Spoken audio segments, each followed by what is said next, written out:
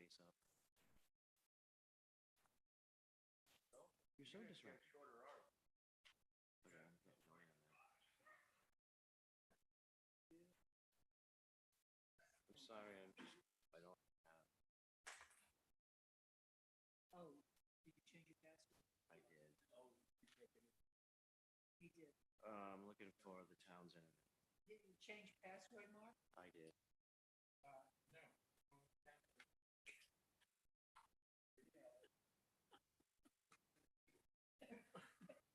Well, you called them to do it. I didn't call. This is the sideshow before we start here. Call them because they. Okay, I have it. I got internet. Good evening, everybody, and welcome to the New Shoreham Town Council meeting for Wednesday, August 17th, 2022, 7 p.m. Thank you, Sven. I'll call this meeting to order. It's 7:03. Item number one, anyone wishing to speak from the audience will be asked to rise and use the central microphone to ensure audio for those watching at home. Item number one on the agenda is, Who's David? Just introduce yourself. Who's David? Dennis Shepherd, Williams Road, please. yeah, hold on a second before you start. Item number one on the agenda is public comment. Does anybody have any public comment on anything that's not on the agenda currently this evening? Yes, Dennis Shepherd, 20 Miss Road. Thank you. Let me step back about 6 feet. Basically, it's a question. The issues that we face on Block Island, you people face on the board are complex and lengthy. And there's all kinds of breadth of experience on the board, on the town council. But has there ever been consideration to hire a consultant, not to spend months and years, but to teach what they basically call the tools of quality? There are schools of thought, books written, I have books that basically teach something called the tools of quality. How do you look at a problem? How do you tackle a problem? How do you decide between 4 problems? Which one do you do first? One of the basic things is begin with the end in mind. So define the end product and then define where we are now, and then here are all the steps between. Has that ever happened, or has that been any consideration of that? I mean, I might be able to find a copy of the books, the tools of quality I can provide to you guys. Just a question. Right. And we appreciate that. Can't answer that right now, but I think I agree with you.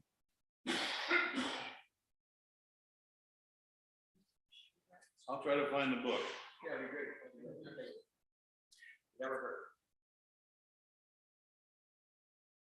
Yeah, number 2, discuss and act on a request of care access for a special temporary permit for the siting of a trailer at the Block Island Medical Center, 6 Payne Road, Plat 10, Lot 2, to conduct a Lyme disease study.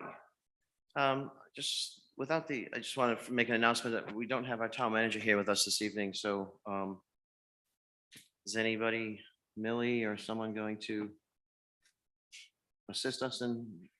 things? Yeah, that'd be great. If you want to, are you? Do you have it here? No. So we received a request from Care Access, for a special temporary permit. This is something allowed, or it can be authorized through the zoning ordinance, section 112. Allows the town council to issue a special temporary permit. It gives you a 6 months, with another 6 months to possible extension. And in this case, it's for a trailer that's actually already currently sited at the medical center. So if they're kind of trying to doing their due diligence to make it a legal use. And now we have somebody here from Care Access. Thank you very much, Millie.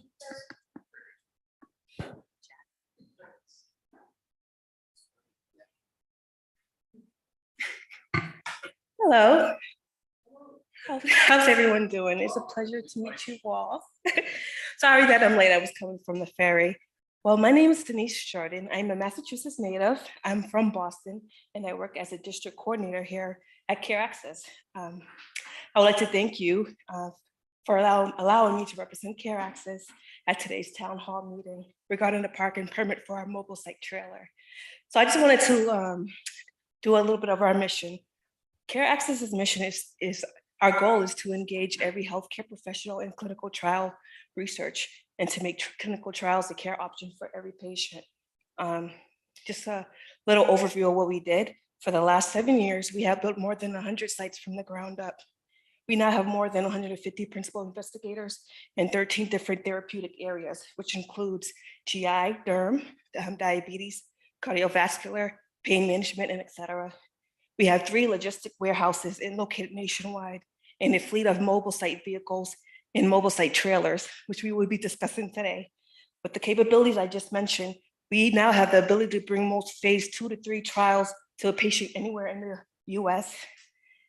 So through our standard research sites and community physician networks, and with the help from partners like you, we make clinical research accessible to hundreds of thousands of patients in communities where clinical trials previously were not ran. So hopefully I was able to paint a quick glimpse of what Care Access is truly capable of. So as we know, the Lyme study, we're trying to bring it here. So just a brief overview of the study. The VALOR study is evaluating investigational Lyme disease vaccine to see if it is safe and effective in preventing Lyme disease in adults and children 5 years of age and older. So we at Care Access are bringing the VALOR Lyme disease vaccine trials to communities considered at higher risk for infections. And Block Island is one of those communities. So we will be conducting this trial on our mobile site trailers, which you have seen parked locally on Block Island. So it's basically a clinic on wheels. Our trailer takes up 4 parking spots, and our mobile site vehicle will take up 1 spot. The mobile site van will only be at the site during operational hours, but the trailer will remain parked at the site throughout the study. Also, our generator is which powers our trailers. They will only be running during the operational hours to keep our vaccines refrigerated, and those hours are 9 to 5, Monday through Friday. In closing, we have conducted many studies from our mobile vehicles. Care Access has created a way to make clinical trials accessible.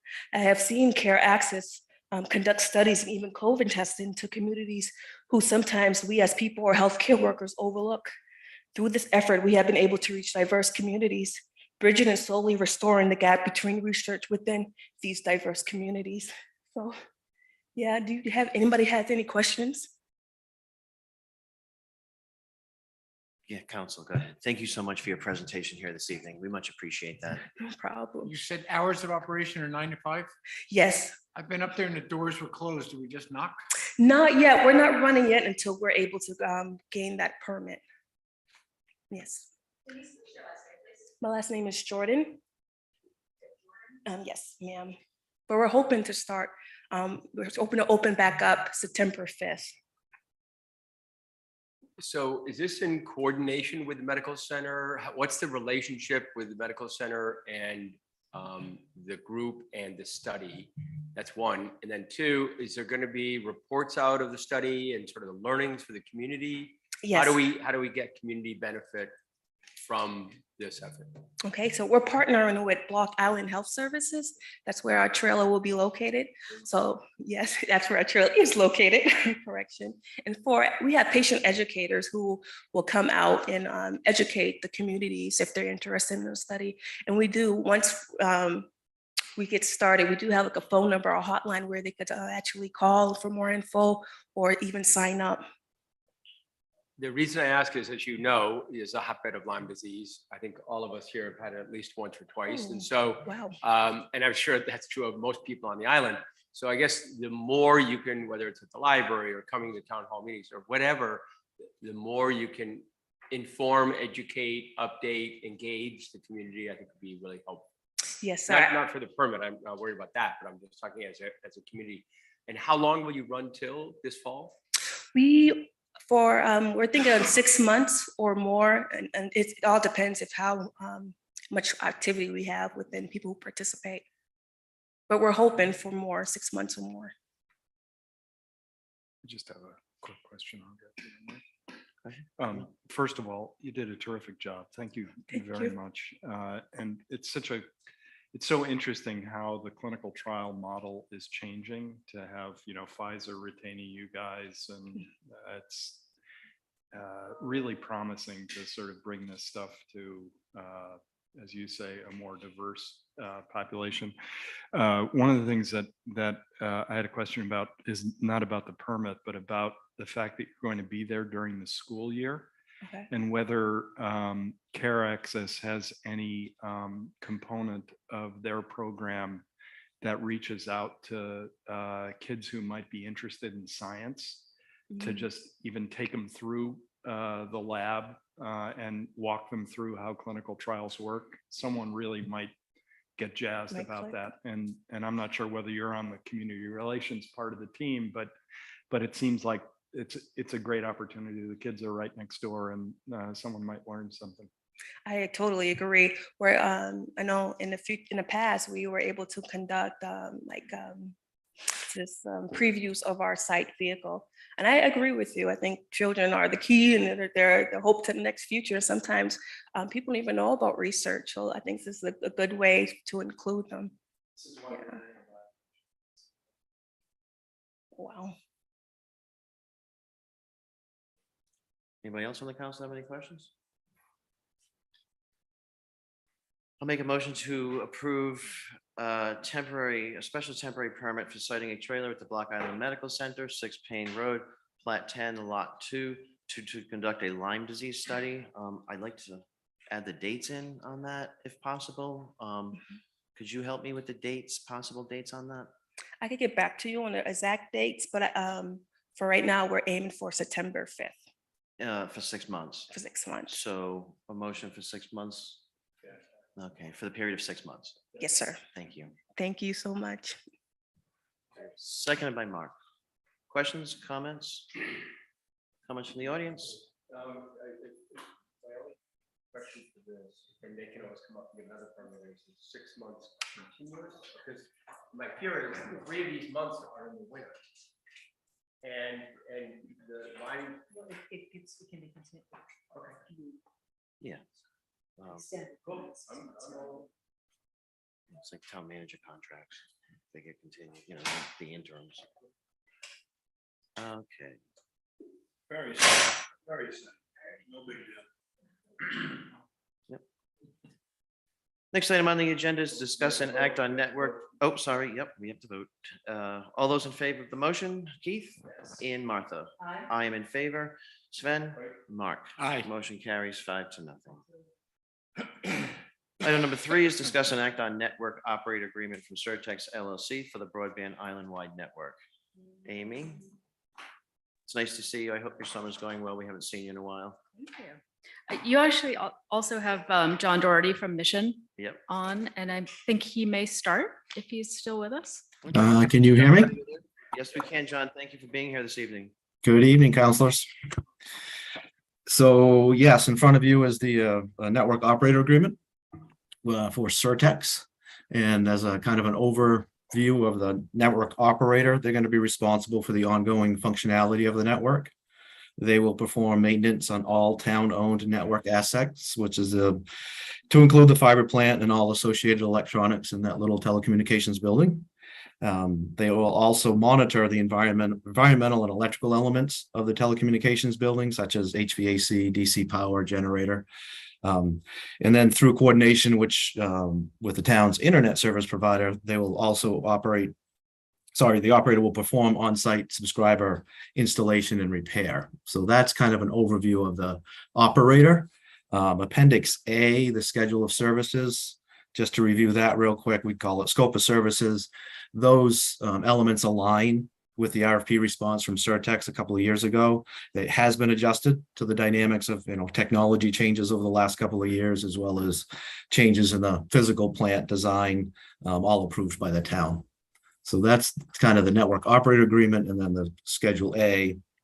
Also, both documents have been reviewed, from legal perspective, from attorney, for industry focus and elements and assurances. And then the operator agreement itself was also reviewed by a separate attorney to make sure it was in compliance with Rhode Island law. So Anybody have any questions? I got a couple. Keith Stover?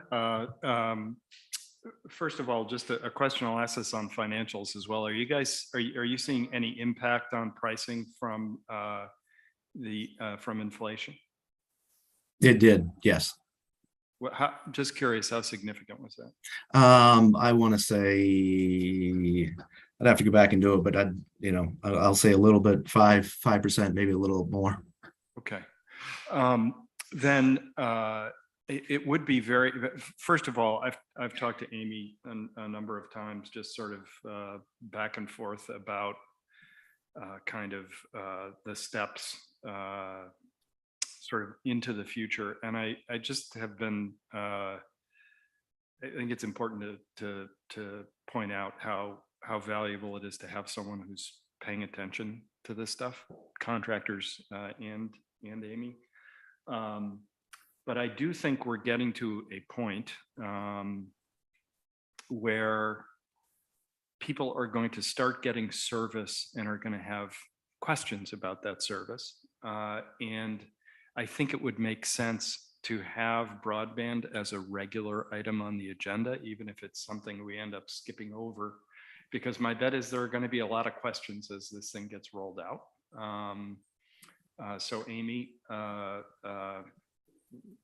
obviously that means we're going to have questions for you, but I mean, while we've been in construction, you can drive around and see construction going on and people don't necessarily have a lot of substantive questions other than, yeah, you see that orange thing coming down off there, that's broadband. But as we get into the sort of implementation, turn on, people signing up for service, people not paying their bill, people, there's like, we have to make sure that we have a robust operational plan to go along with what has been a very robust public investment, so that we're not sitting here in 5 years saying there's things we should have done.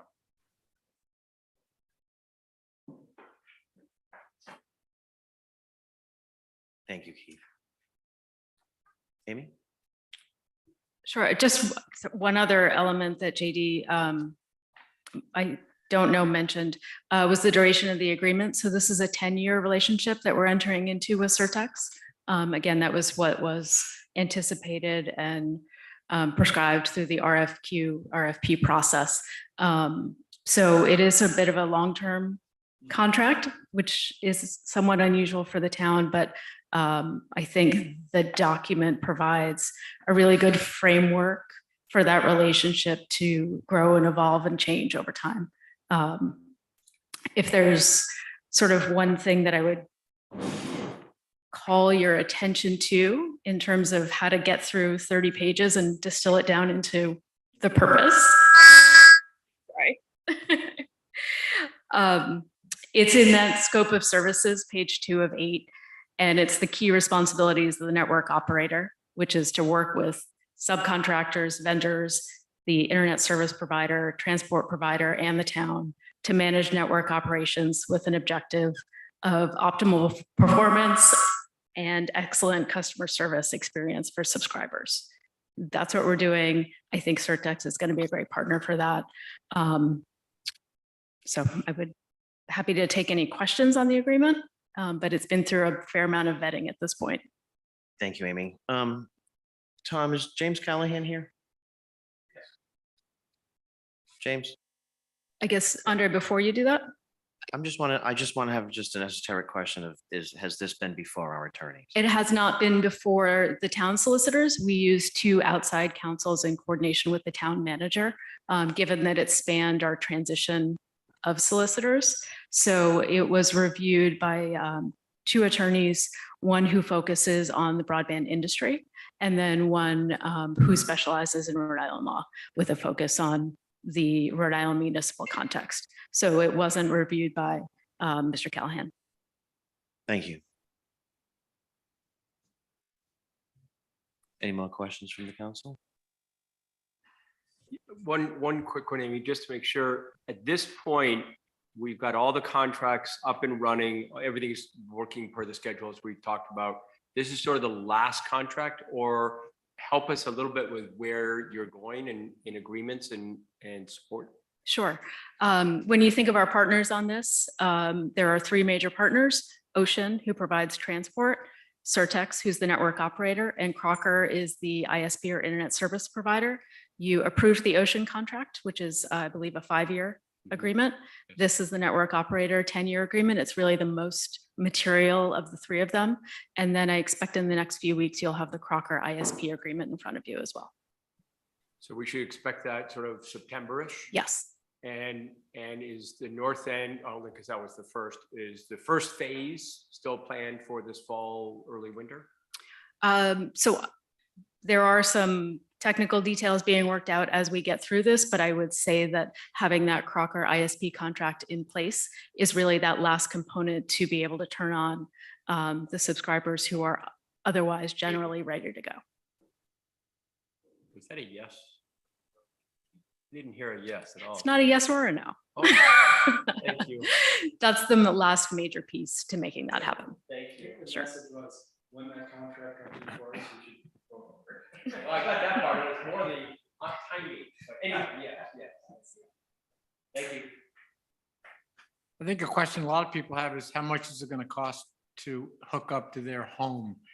Is that the price I see in Appendix B under basic installation?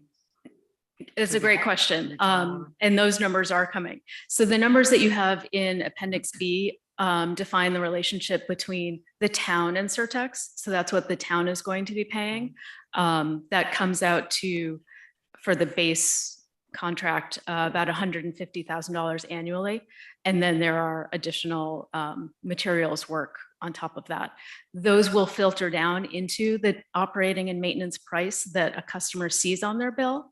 I anticipate that at the same meeting that the council reviews the Crocker ISP agreement, you will also be seeing for approval the rate sheets that finalize those prices for the first year.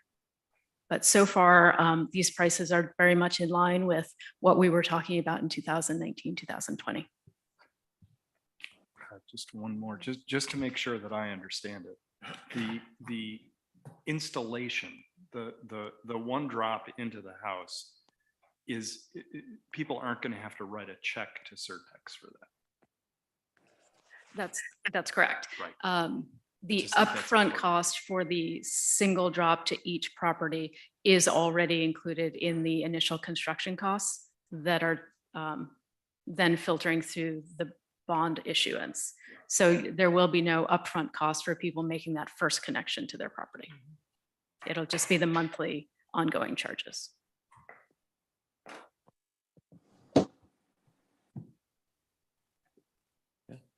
Anybody want to make a motion?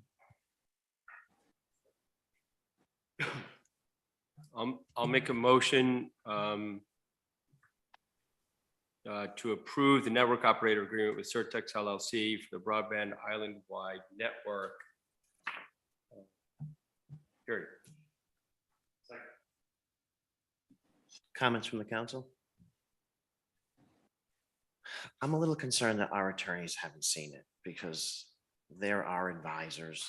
I know they've been through, the attorneys for the broadband and everybody else, but given that it is a 10-year contract and an $8.5 million project, I think it's a little due diligence to have our attorneys review it and give us the okay.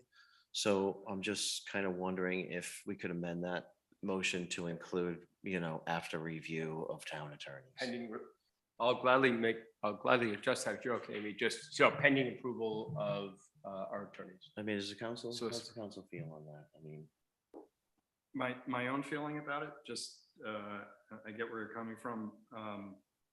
There is,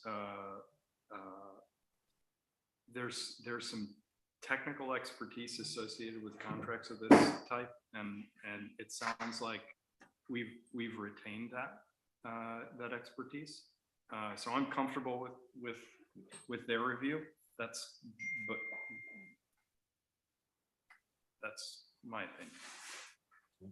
I am too, but I'll add it if you need. It's a lot of zeros, so I'd be comfortable to have our guys look at it. I just don't want to burden them with everything that's on their plate. Yeah, that's my problem. So Hi, hopefully they can Andre. give a quick evaluation. James? Hi, Andre. Hi, members of the council. Good to see you tonight. James Callahan. We'd be happy to take a look if you want to approve the contract subject to or conditioned on our review. And I can speak to their attorneys or their representatives. And we can get that done, I think, in the next week or so, if that's okay. Is that okay? That would make me happy. Is a week okay? Yes. Of course, if that's what the council wants, that's what we'll do. There's a little bit of language there that I would love to see refined going forward, which is the hour and there. We're all our. This is all a project of the town of New Shoreham.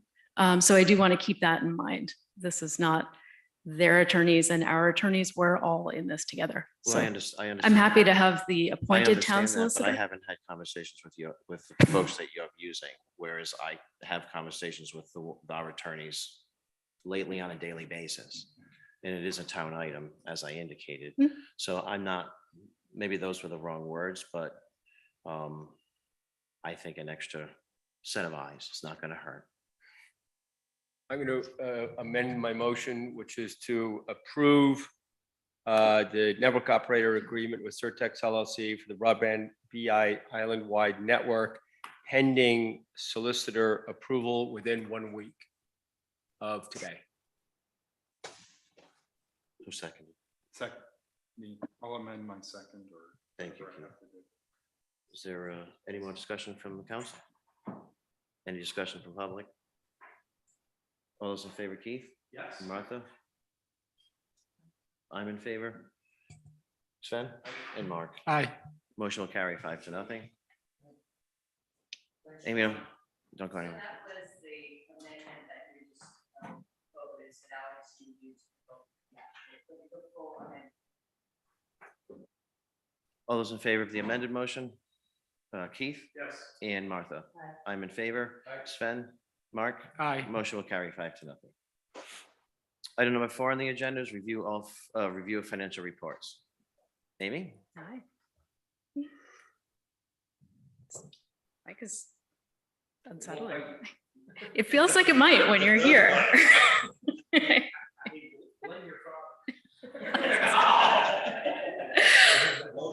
Fair enough, fair enough.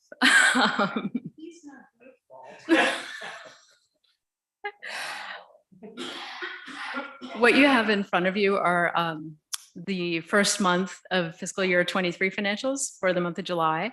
If anyone has questions to start with, I'm happy to take those. Otherwise, I would just do a quick run through if that's okay.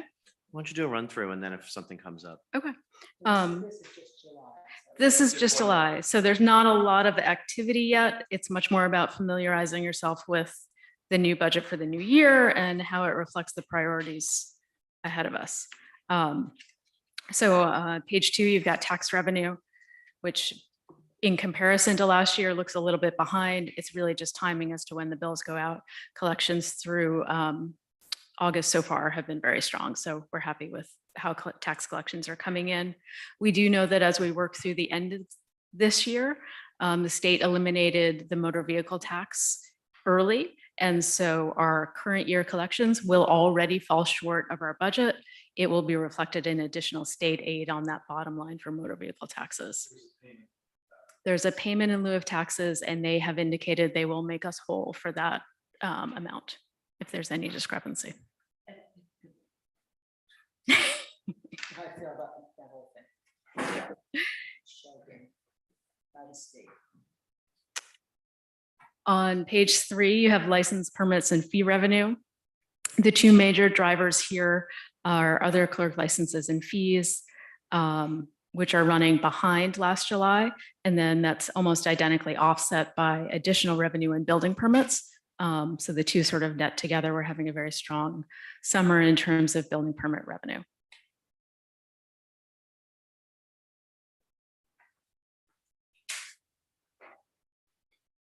Other town fees and income on page 4 and 5 is where you're going to see things like harbors and recreation revenue. Harbors having a very strong summer. You've got rental moorings that are up and public wharfage, which is Old Harbor Dockage, also up over the prior year. Towards the bottom of page 4, year-to-date 29,845, Fred Benson Beach. Other income, that's going to be the rental revenue at the beach. Interestingly, tracking a fair amount behind last year. So I'm curious as to how the August numbers there perform. Exactly. Yep.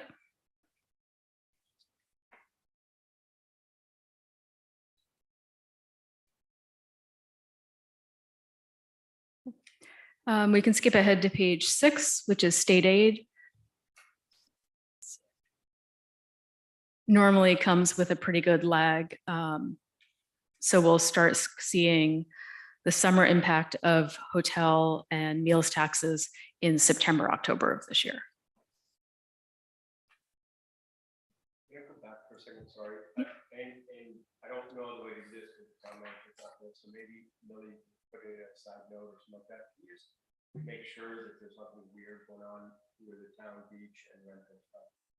It just, it's a number that pops up, so, you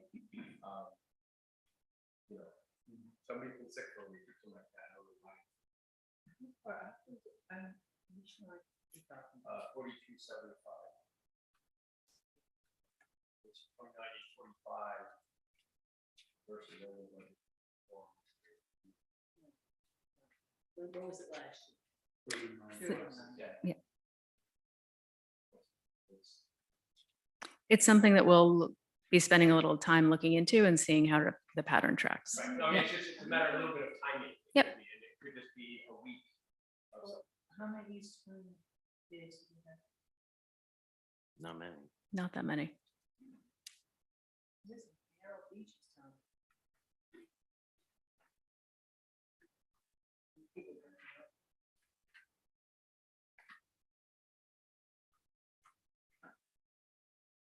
Cindy Pappas.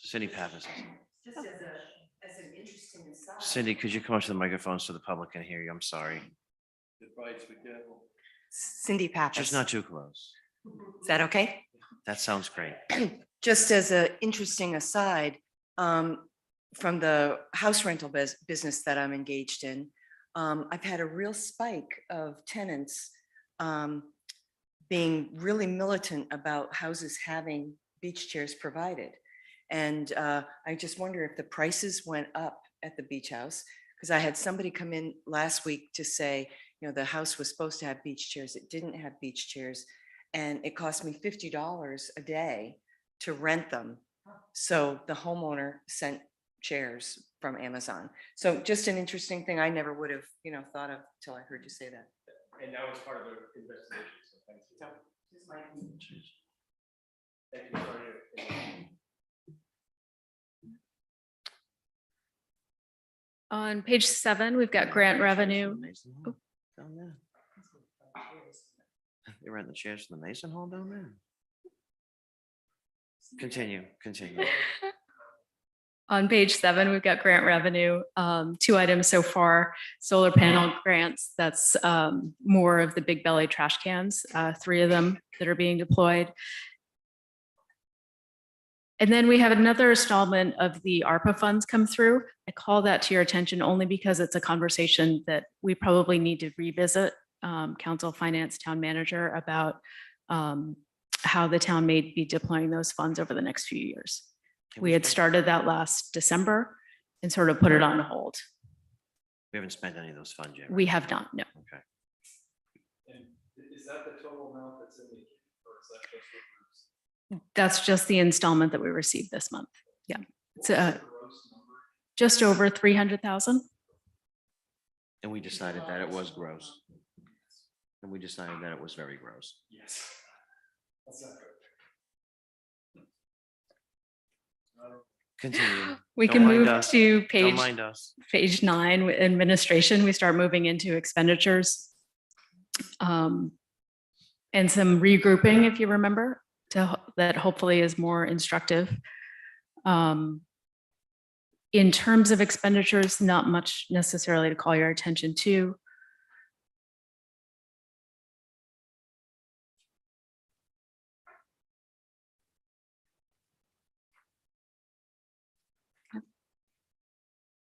that continues on to page 10, so we can move to page 11 with finance.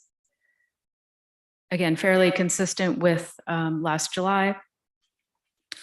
I will note that we did receive the bids back today for revaluation, so that'll be coming before the council again in September to get that kicked off. So. Do we have a window on that? That's got to be complete by? Yes, so it needs to be incorporated into the tax bills that are issued next summer. So our target, I believe, is May 1st for completion. Yeah.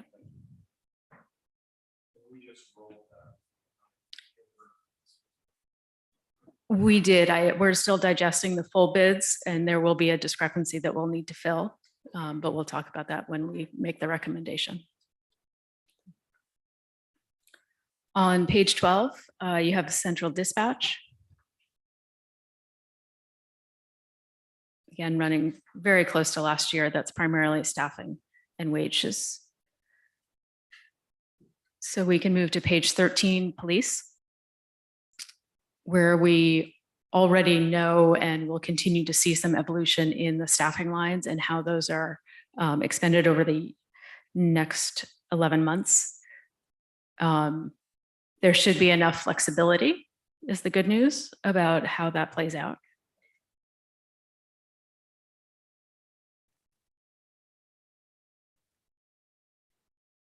Hmm? Go ahead. Thank you. What? We're just talking about the fact that we actually funded our police department. We're actually talking about the fact that we actually funded our police department contrary to what's been represented in the news of late. Yeah, yes, significant increase. Go ahead, Amy. Page 14, 15 with Public Works.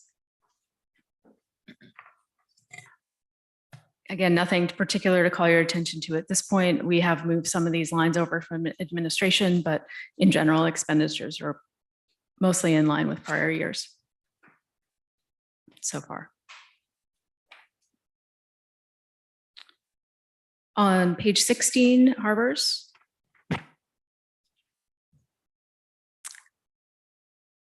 Technically running behind prior years, but I'm very certain that there are expenditures not reflected here that actually will be booked back to July. So I think from what I'm hearing on the harbor, expenditures will be consistent, but maybe not as rosy as they're presenting today. So. On page 17, building official. Again, probably a little bit understated at this moment in that we haven't reflected the July bill for the building official consultant, and that'll be working its way through the system.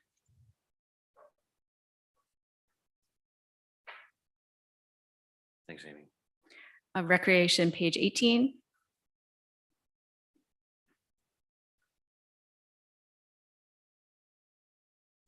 Again, holding steady with prior years. The staffing numbers start to drop off as we get through August. So nothing unusual at this point.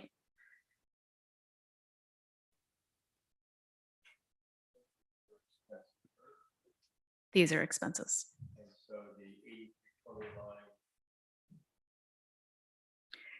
Is generally expended in the spring when they stock up for the summer. Yes.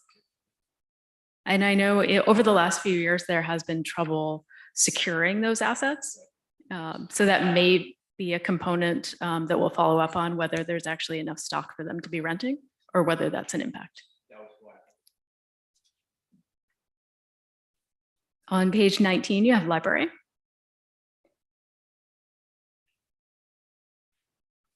Again, fairly consistent so far, summer staffing levels and building maintenance, which can be a little spiky for them as they have different projects that are underway.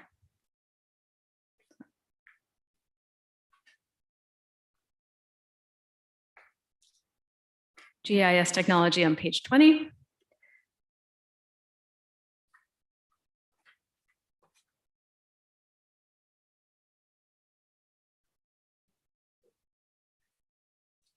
and boards and commissions on page 21. Again, nothing particular to call your attention to and fairly consistent across the years.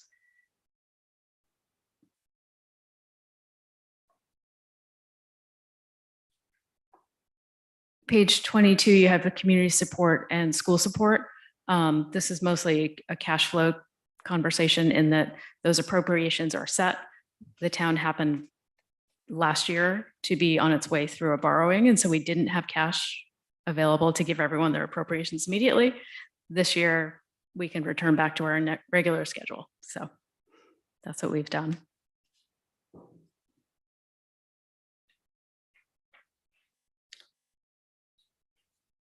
Grant expenditures on page 23, very little activity so far. Those generally pick up as we move towards fall, which is the case also with capital tax on page 24.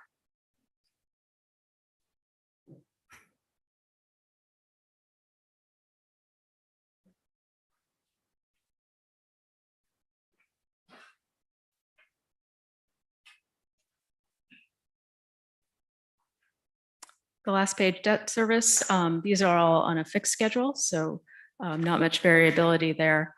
But I'm happy to go back if anyone has questions on something we skipped over. Thank you. Two things. First of all,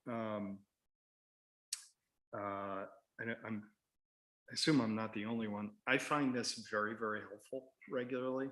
I think it's sort of the essence of what we're called upon to do.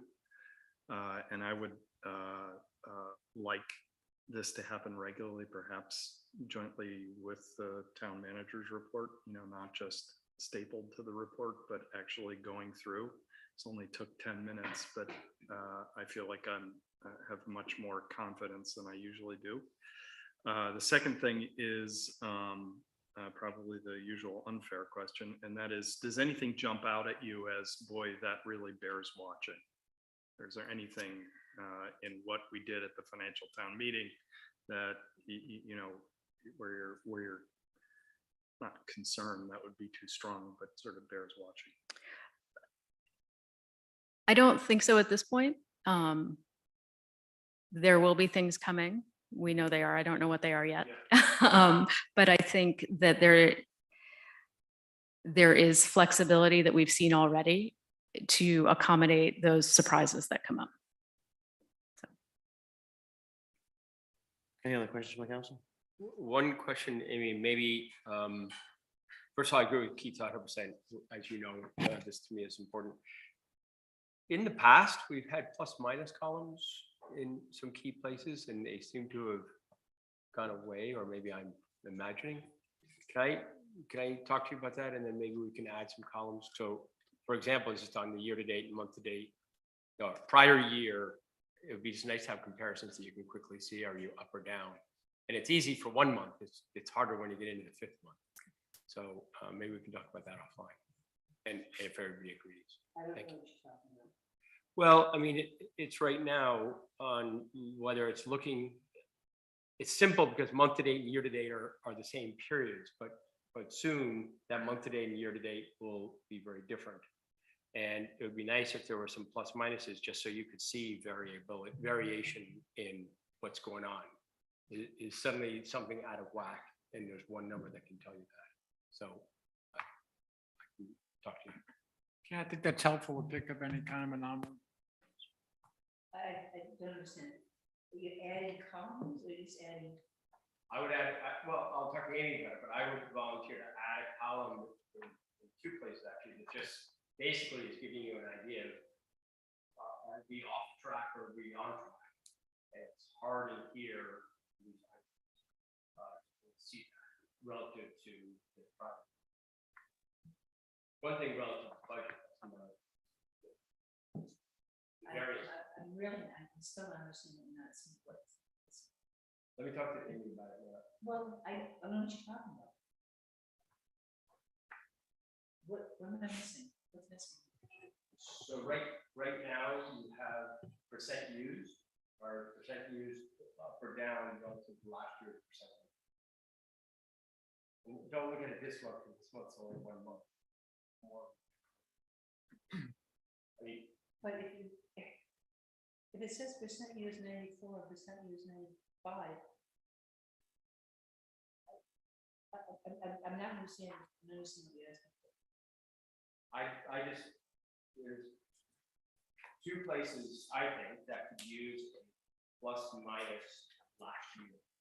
And it'll just help me to quickly see what the numbers, when they're up. Maybe I'm.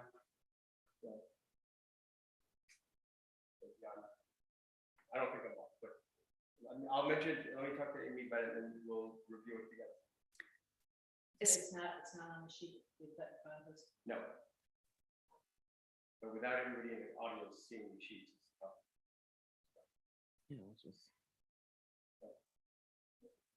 Especially if we're going to do this regularly, we can put it on for next Yeah, month. and- And if and the I rest know- of the group doesn't like it, we can take it off. Yeah. it's How about that? Comments from the public? Bill McComb?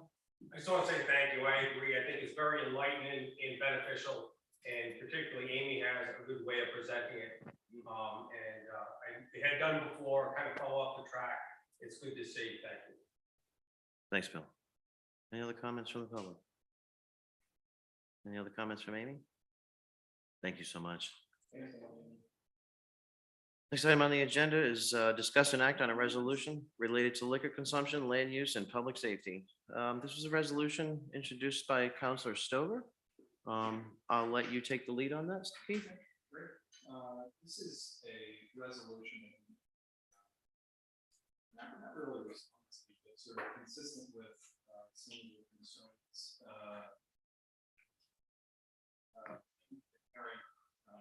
We're out of summer, really. But that we're very much given voice at a meeting that we had last week.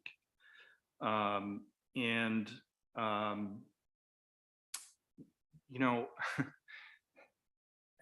I think we have some momentum around thinking about kind of what we want to be in the future, what we want to look like, what we want the community to be. And this is an attempt at setting out in a limited way some of the things that we need to talk about. So the things that are resolved here, if you want, I'll go through them. One is to direct the town solicitors. Would you read it? Oh, Do sure. you want to read it? Yeah. That'd be great. Whereas with increasing frequency during the summer tourism season, the town of New Shoreham has suffered through irresponsible and damaging behavior from visitors, which have negatively impacted both the quality of life of residents and the quality of the experience for our visitors, the vast majority of whom are responsible and value our island's natural beauty and accessibility. And whereas the character and nature of bad behavior has devolved to the point that the island must rethink many of its existing regulatory and enforcement approaches and more actively plan for its future as a tourism destination. Now, therefore, be it resolved by the town council of the town of New Shoreham that the town solicitors are directed to provide the town with an analysis of liquor licensing ordinance in all Rhode Island towns and cities and any municipal charter provisions regarding liquor licensing and regulation, with the goal of providing input and guidance for potential changes to the town of New Shoreham's liquor ordinances. And be it further resolved that the town manager is directed to convene a working group of the New Shoreham Police Department, Block Island Fire and Rescue Department, Block Island Health Services, current liquor license holders, and ferries providing services to the island to discuss improvements in the functioning, enforcement, and granting of liquor licenses in the town of New Shoreham. The emphasis of the group should be on the development of recommendations for ways in which the town and licensees can work together to reduce underage drinking, eliminate open container violations, reduce over-serving of alcoholic beverages, and improve the quality of life for residents and the quality of the experience for visitors to the island.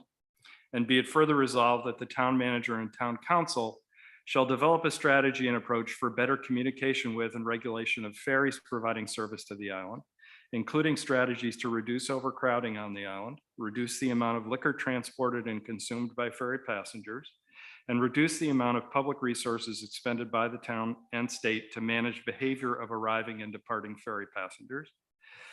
Be it further resolved that the town council directs the town manager to conduct an analysis of the current uses and structures on Plat 7, Lot 23 for conformity with the town's land use and building permit rules and ordinances. Have conducted a licensed survey of Plat 7, Lot 23 to determine the actual size of the lot. Conduct an analysis of the conformity of uses occurring and structures erected on Plat 7, Lot 23 with both CRMC, with conformity with both CRMC and federal rules. Conduct an analysis regarding conformity of current uses, including fences, with state and federal rules regarding public access to beaches. And conduct an analysis with the Block Island Fire and Rescue Company and the New Shoreham Police Department of emergency access to Plat 7, Lot 23. Be it further resolved that the town council directs the town manager to conduct an analysis of the private use of public resources in the downtown area, including the use of public docks, public roads, and public rights of way in the downtown and waterfront areas.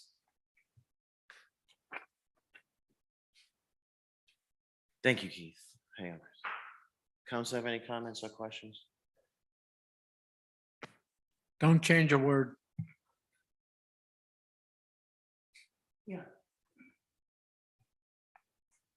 Yeah, I haven't had a chance to talk to anybody about this. All due respect, I think we have to focus. I would focus on the first part of that immediately. We have liquor coming up in, help me, Millie? I think it's November. Yeah, November. Well, I thought it was the middle. I think it's the middle of the month, isn't it? It's not. It's the first meeting. Oh, yikes.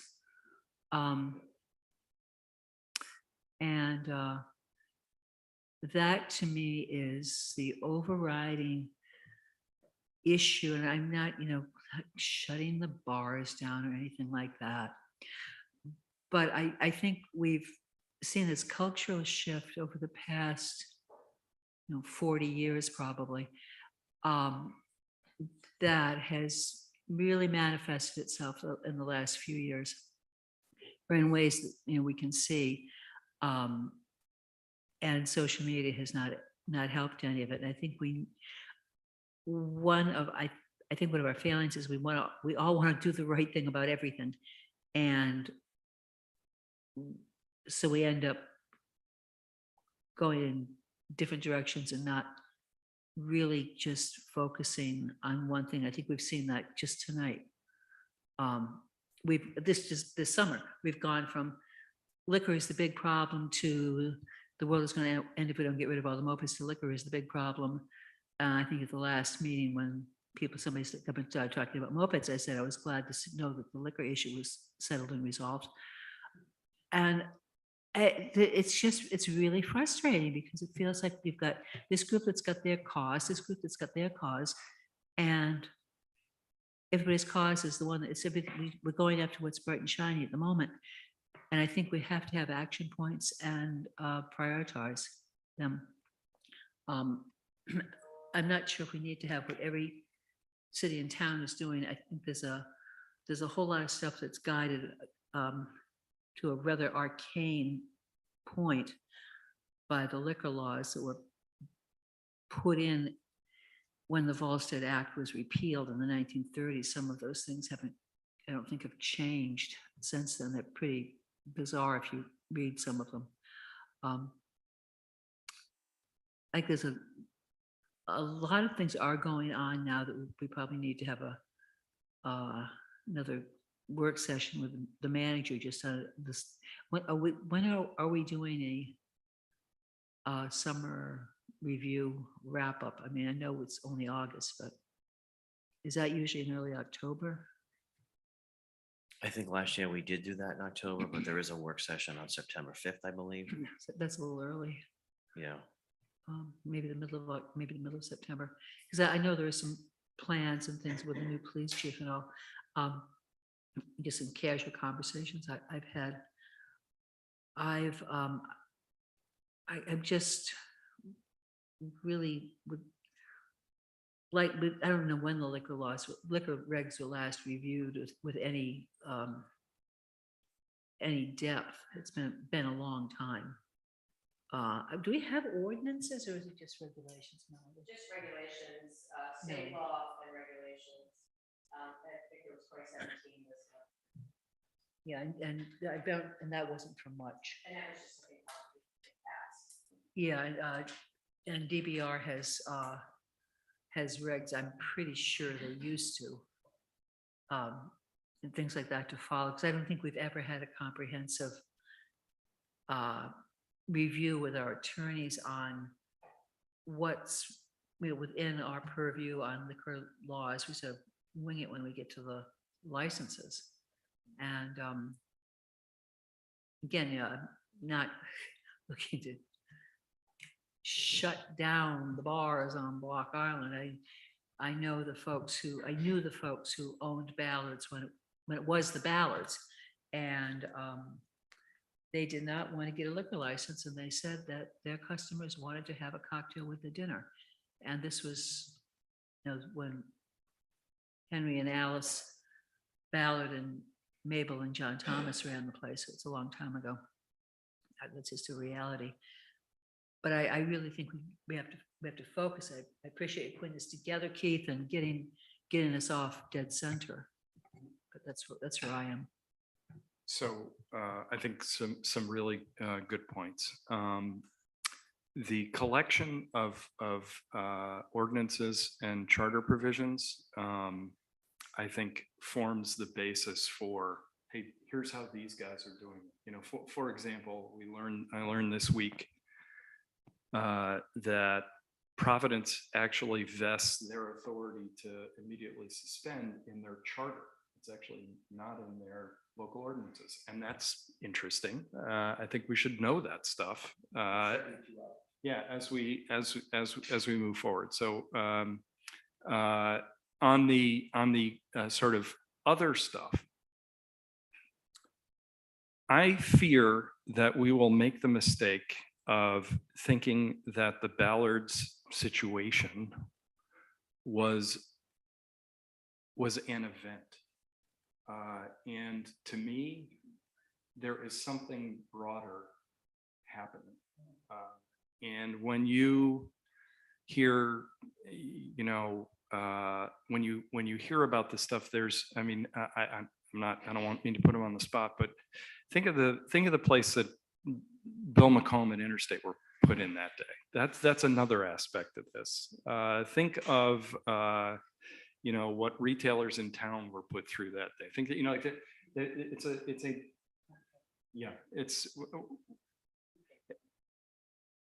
yes, but I'm trying to provide the underlying rationale for this stuff, and that you're right. So that's what the other stuff is about. I think we need to take a broader look at some of these things. And I think the particular things around the surveys and conformity with state and federal laws around a particular property is in response to questions that I get that I don't have answers to. For example, is a Creeding Beach still part of the lot? I don't know. I don't know how that works. I think we need to know that. So that's where that stuff comes from. Oh, I wasn't saying throw the rest of it out. No. I was just saying prioritize. Yeah.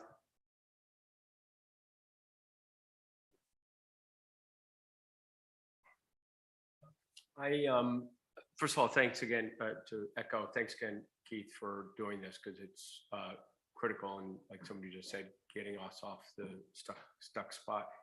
I'm sort of with Martha, because I think actually the first part, which is really about the collection of people between health services and rescue and the business owners, et cetera, licensee owners. I think that's a really important thing if we can actually start to make some headway before licensing, or at least to be able to get everybody to act proper with their businesses, or at least help reduce down these issues with their businesses. But I don't want to lose the others. I think the ferry service paragraph, I think clearly the plat and lot and all of that is important. So I guess I would, if this had a little bit of prioritization or focus, I worry that it's so broad and so much work that it's going to consume the town manager so much that we won't get any of them done.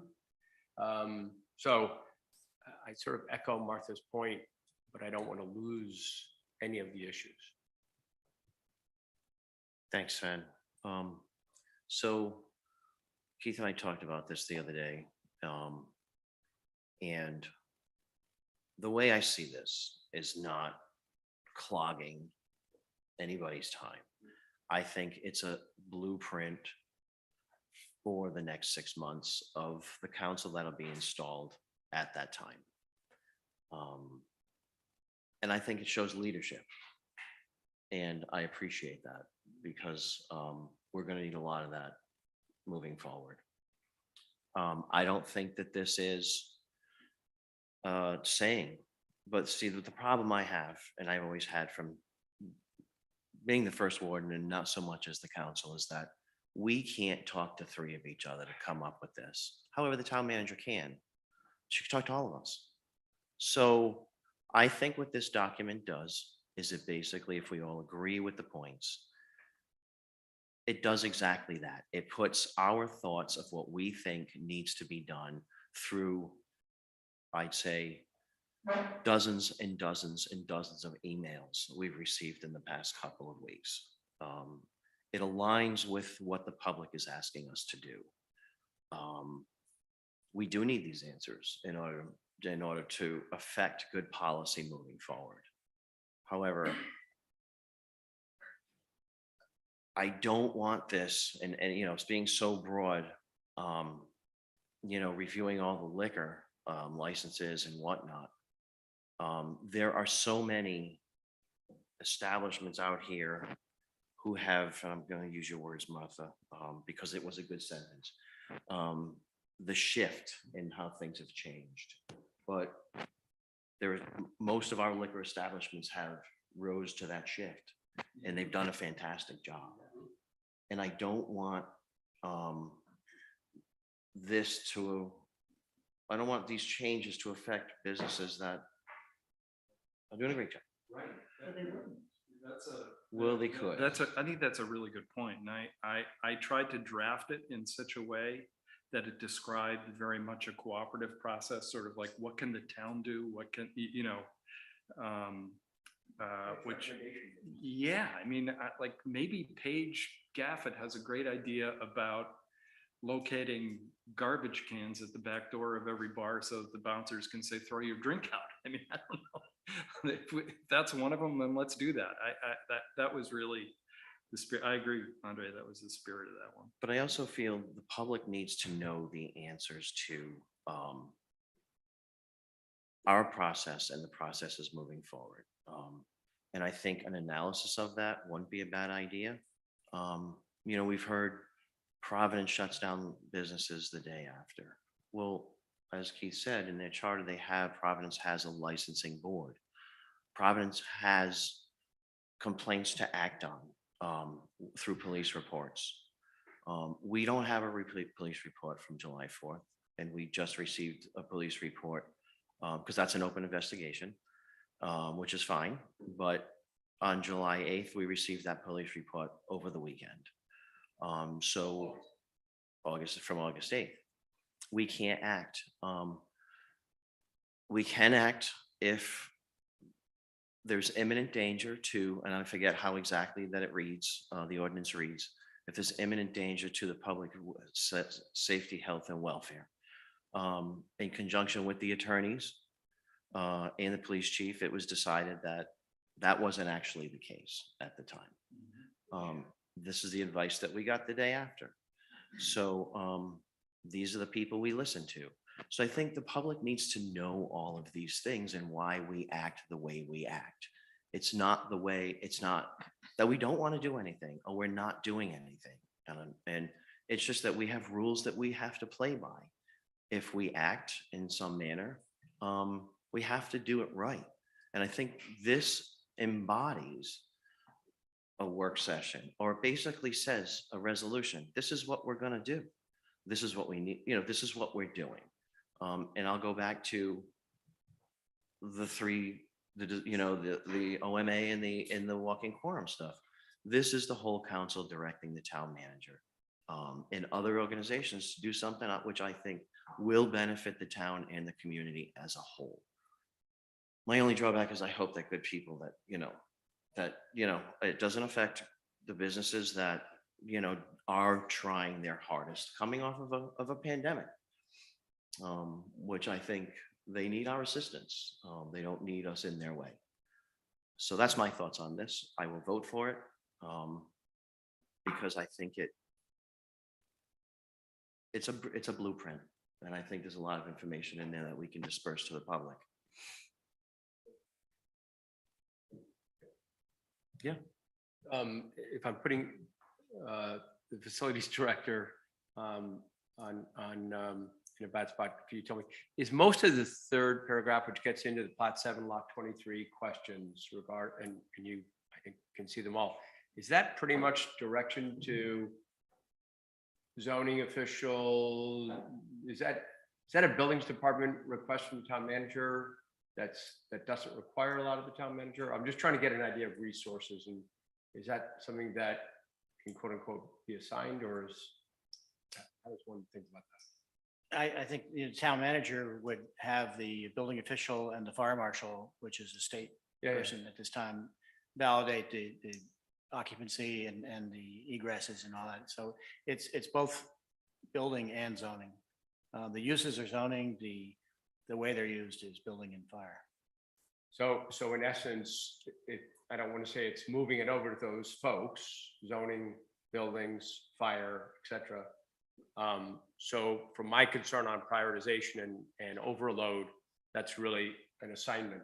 Is that correct? Yeah, I see there are lots of assignments in here. I do too. Yeah. That's one chunk of it though. That's a third of it goes to one department. Okay, thank you. I just want to make sure that was clear. That's, and like one of the things, I think the town manager or whomever ought to invite a CRMC person out during the summer when all of those structures are there to see what's going on. I don't know. Maybe it's all in conformity. But who knows? I don't know. And I think frankly, with the pandemic, it was really challenging for CRMC inspectors to come out. So let's hit a reset button. Good news is CRC has a new inspector. Isn't like that, right? Yeah. Good luck.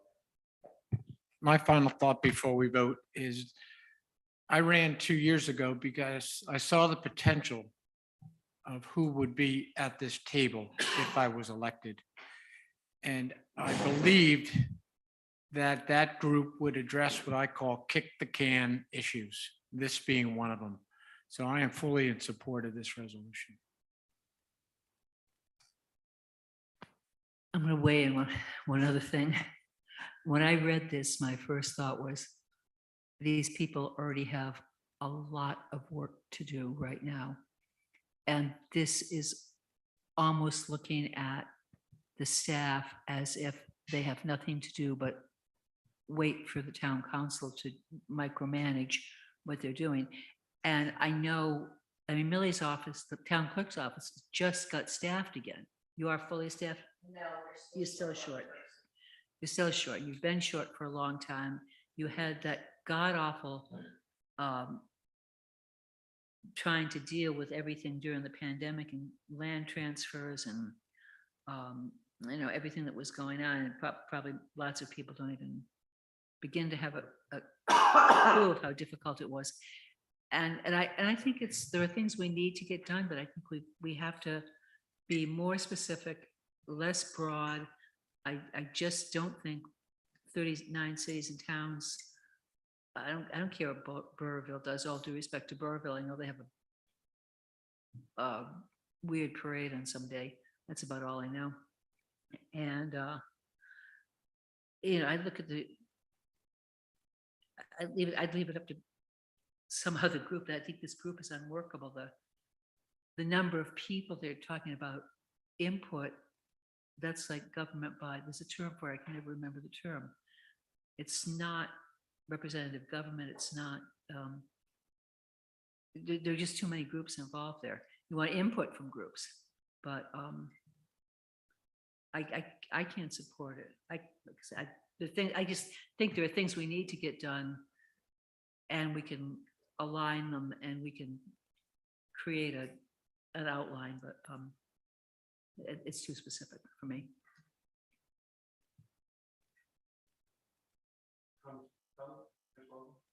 There are just two things I heard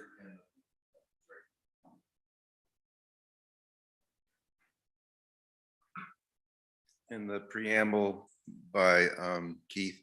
I heard two mentions of things with visitors, the conduct of visitors, I think the enjoyment of visitors. And I would ask if that could just be taken out, because it's not just visitors.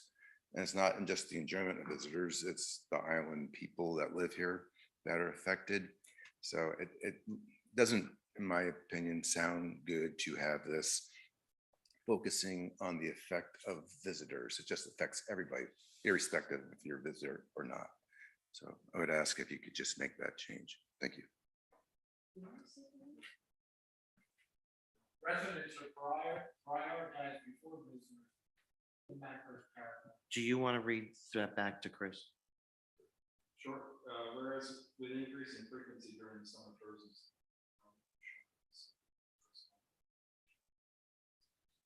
which have negatively impacted both the quality of life of residents and the quality of the experience for our visitors, vast majority of whom are responsible and value our island's natural beauty and accessibility.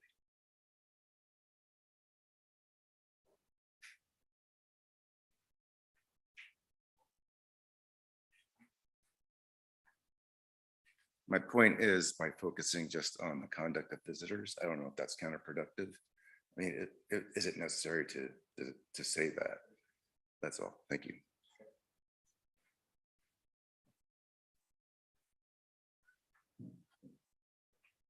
Mr. from Coonamus Road, I'm sorry, I didn't catch your name because. Dennis Shepherd. Thank you. Seems to me the issue is too many people, right? Too much alcohol, too much drinking, too much accidents. Is there a way to restrict the people who go to Ballard's? I know you're looking at the whole property and whatever, but is there a way to quickly say you can only have so many people? Same thing on the ferries. Is there a way to restrict how many people can come and go? That would greatly reduce the overall problem if you reduce the number of people that can come here. Thank you. Much appreciated. Bill? I think that is a good blueprint, as one of the council people that said, but I do agree that there needs, in fairness to the town manager, that out of that list, that there is a priority, and that the priority has a time frame of the order of that priority is going to be beneficial to you on the different items on there, whether it be because of liquor licenses that are coming up, whatever it might be. But I think to have the priority and a measurable time frame with that. Otherwise, it might be just seen as cherry picking on which one, and the expectations from the council may not be clear. So, Thank you, Bill.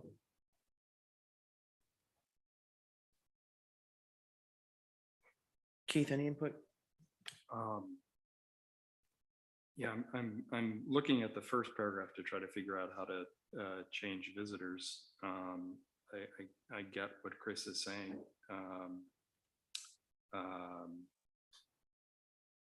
But I'm not coming up with anything off the top of my head.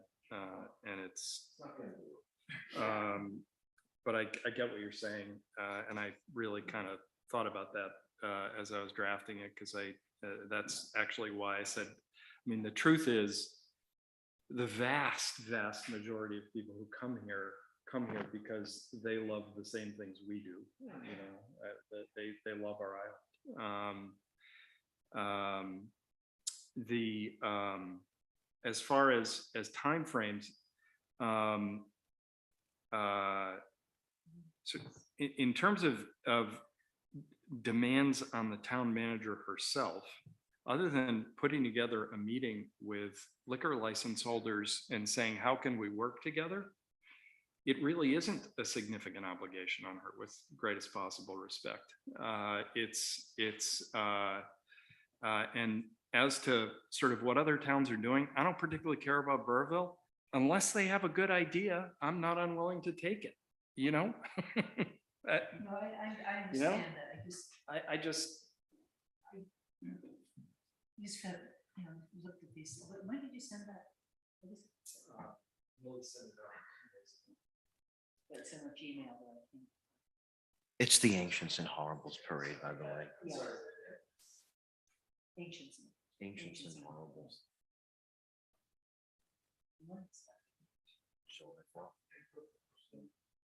Sorry? It's Keith's mouth is reading it and Keith's thinking. Bill, go ahead. I want to thank Keith. That was a lot of work to put in. I think it's good. One point I want to make a look. I don't think that it's an extra burden on town manager. That wasn't I hope that didn't come across. What I'm saying is that there are set timeframes, so your expectation of what the information you need. That's misunderstood. Thanks. And now, that's some of where I was going with that paragraph, is if there's a way to affect the collection. And I don't even know that there is given a window. I asked the town manager, hey, how many weeks is it posting? How many do you have to have it advertised for a month? By the time November 15th comes around, it's 3 months. It's not an ordinance. That's why I asked the question. Yeah.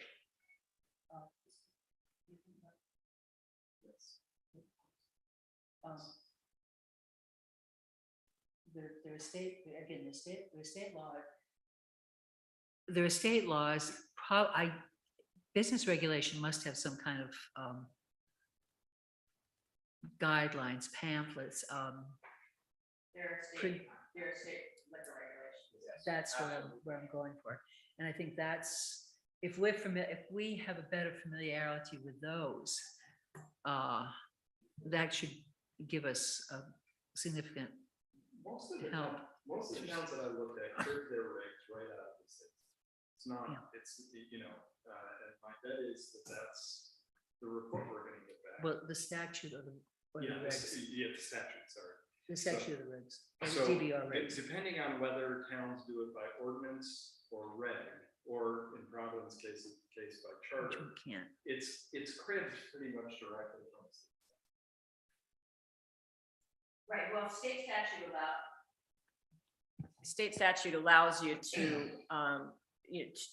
do then regulations. You can't, you have to get enabling legislation in order to you to make some, make a change like that. So, regulations have to be based on state law. How many of us at table have been called, texted, tackled on issues that this addresses? I think we should just call a vote and vote on it. I do think the five of us are all in the same place.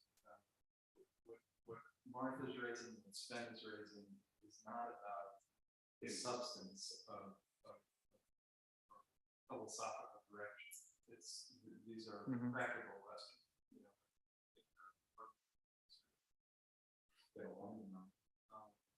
I did, Chris, in that first sentence, thank goodness we have a writer at the table named Martha Ball.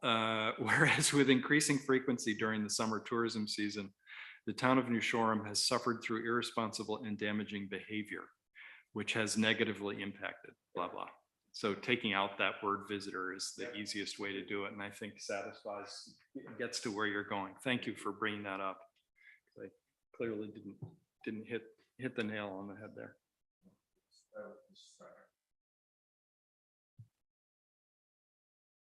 Any more comments from the public? I'll make a motion to approve the resolution introduced by Councilor Stover related to liquor consumption, land use, and public safety.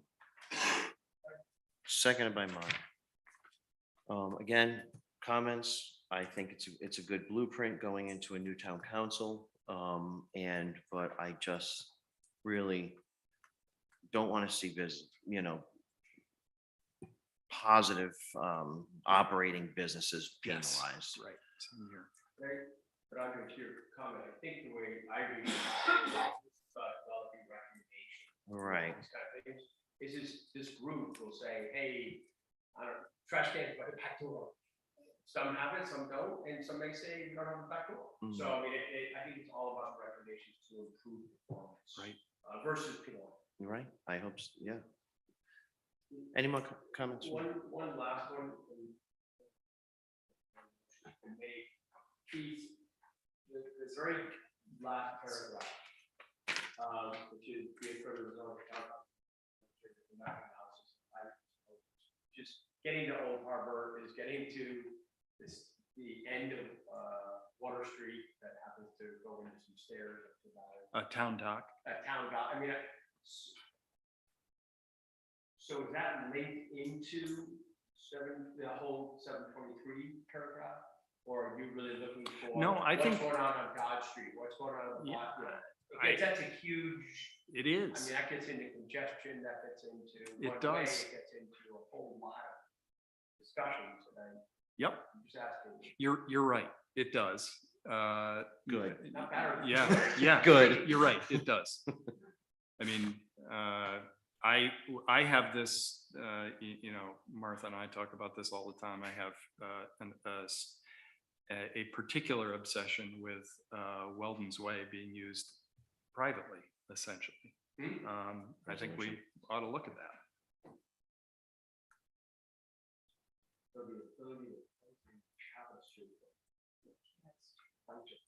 Okay. We could have. Motion made, I motion lost made. track of them, Cisco trucks, that's what it comes. Motion has been made and seconded. All those in favor? Keith? Yes. Martha? I'm in favor. Well, excuse me, I didn't vote. You just said aye. I'm certainly did. Martha? I said I really support everything that's in it, how. I really support support it conceptually. I think it represents, could be an honest workload on the staff, not the manager, the staff. And I think to just be throwing this at them is grossly unfair, and I don't think it's really within our purview. I do think we need to prioritize. I would support part of it. But I can't support all of it being done now. So I'm voting against it. Thank you, Martha. I'm in favor. Sven? I'm in favor, but I think it's the manager's job to then prioritize where how to allocate, so that's what Apologies. and burn some weight. So I hear exactly what Martha's saying, but I also say that, Mary, come back and say that's their priority, we'll kind of in a month or months. Mark, you're in favor. Aye. Motion will carry 4-0. 4-1. 4-1, sorry. I always say that. Sorry. Next item on the agenda is to discuss the list of topics for discussion with U.S. Senator Sheldon Whitehouse upon his visit to the island, which I do believe is August 23rd. Council, want to start? Anyone want to start? I'll First of all, start. hold on. If we all want to attend the luncheon and all, we have to post a meeting, correct? And are we going to do that? In abundance of caution, we probably should. We'll post a meeting. I just want housekeeping first. I know, but housekeeping, because there's right now an hour meeting with the town council, I believe. We have to post it. Oh, yes. As it posted? No, I'm not aware of this. I'm not aware of it either. What did you set up? I was told by the town manager today, because I called the town manager and asked about this. She said there was on the schedule, which supposedly. No, anyway. no, it's an hour in the town hall to meet with, but it's not a council meeting. Because we talked about this before and nobody would agree with posting it. Okay, so Let's post it. housekeeping. If we want to meet with the senator as a council, we have to, no matter where it Absolutely. is, we have to post a meeting. Absolutely. Millie, sorry. No, that's fine. What are the timing? I believe the date is the 23rd. Yes. I'll never find it. Do we have time? Yeah, Yeah. today's Wednesday. Mary Ann has it. No, I'm sorry. I just- Time to meet. No, I have time for the. Tell me what time. It's in the schedule that Okay. I believe the clerk, the manager's office has, or we do have it, but Can I just delete some of these emails I don't want to read? So Mary Ann told me there was a rough schedule for the day, an hour going to small businesses, some time going to Corneck Road, some time going to the medical center. I mean, gee, the schedule has been done by his office. Yeah. always I just can't open it. I just have never seen it. always the same places. Yes. So I believe, I thought there was a 1 hour or something like that meeting with the town is. council. No, it's not, that's not the way it was worded. There is an hour, it's on that schedule, but it wasn't specifically with the town council, it was with members of the town council or something like that. Okay, we can work on that. my Topics for phone working? discussion? Topics of discussion. Sven, go ahead. I know I interrupted you. Yeah, it's great. Apologize. I think there are, assuming that there is a meeting with the medical center,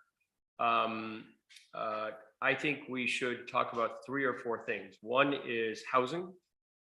I'll repeat that 3 or 4 times, housing, and make sure that he understands the needs and our beliefs in housing. My understanding is that sea level rise is a big topic to White House. I know it is. And I think we should talk about whether it's Corneck Road or other opportunities with sea level rise. I also believe that the medical center should be reflected and that we note something about the medical center, even though he's going there, town support. And then to be very frank, I know he was very engaged, or at least knowledgeable and aware of the Channel Champlain's initiative. And I think it would be a good time to talk to him about at least Sam P. Meadow and bring up what the town is doing and planning to do, and how can the federal government help us with a welcome center at Sam P. Meadow. I can tell you that. It's the voting infrastructure grants. So that is what I would have. Those are the 3/4 things. I mean, the medical center one, I just don't know how to balance because I don't want to overwhelm them. So to me, it's housing. What's Sea level rise and Sam P. Meadow. what's the schedule right now? Do we know? Keith has it here. I see you not sharing with everybody else. Yes, it's showing. Oh.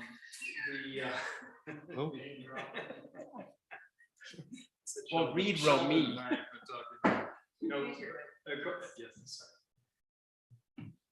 According to the schedule that I received from Mary Ann, on Tuesday, August 2nd at 12:58 p.m.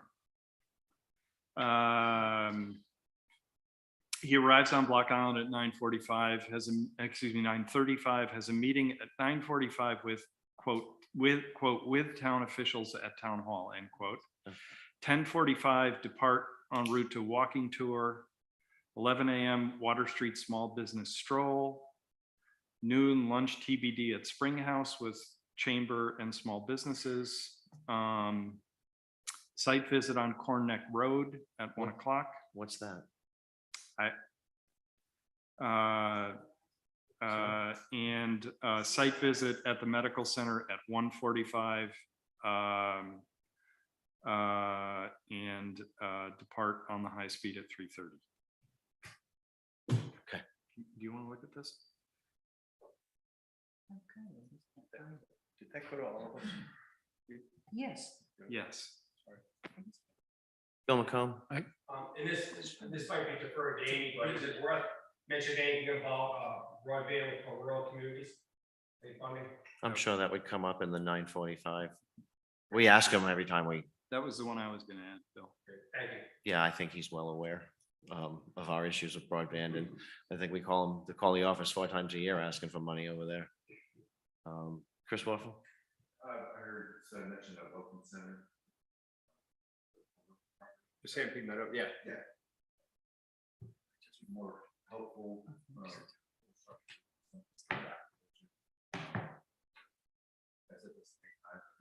Oh, Chris, I'm sorry. You've just got a soft-spoken voice. He's loud.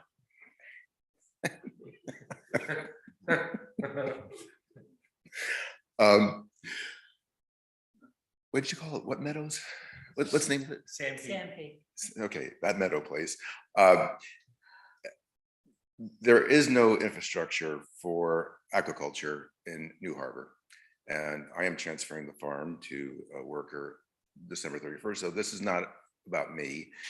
But in Old Harbor, you notice you have quite a bit of infrastructure for fishing and charters. There's nothing but the boat ramp for aquaculture in New Harbor. And it would be far better to ask for help in building infrastructure for aquaculture, which is a growing industry in which Block Island actually is well positioned and competitive in lieu of a welcome center, if you had to choose between the two.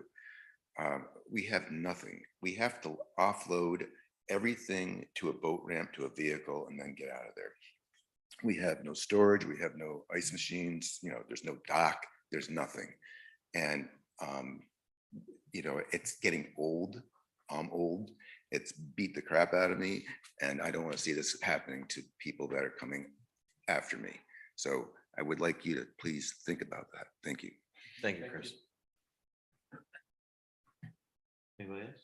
Yes, Mark? I'm in total agreement on the menu so far, but I'd like to see if there's any money, and we hear about it all the time with infrastructure, that can be designated specifically for bike lanes or the widening of our roads, especially if part of that little tour is going to be on Corn Neck Road.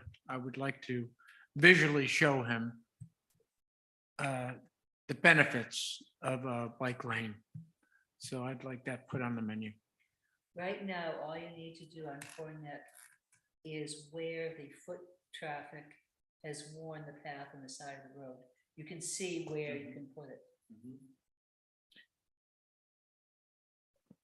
I do not. Put it on the put it on the menu, yep. What's that? I don't know why he's going to Connect Road other than possibly sea level rise. Yeah, or probably the Connect Road berm. project. Mhm. I don't know what the agenda is. Well, just take, all you need to do is take off another half mile.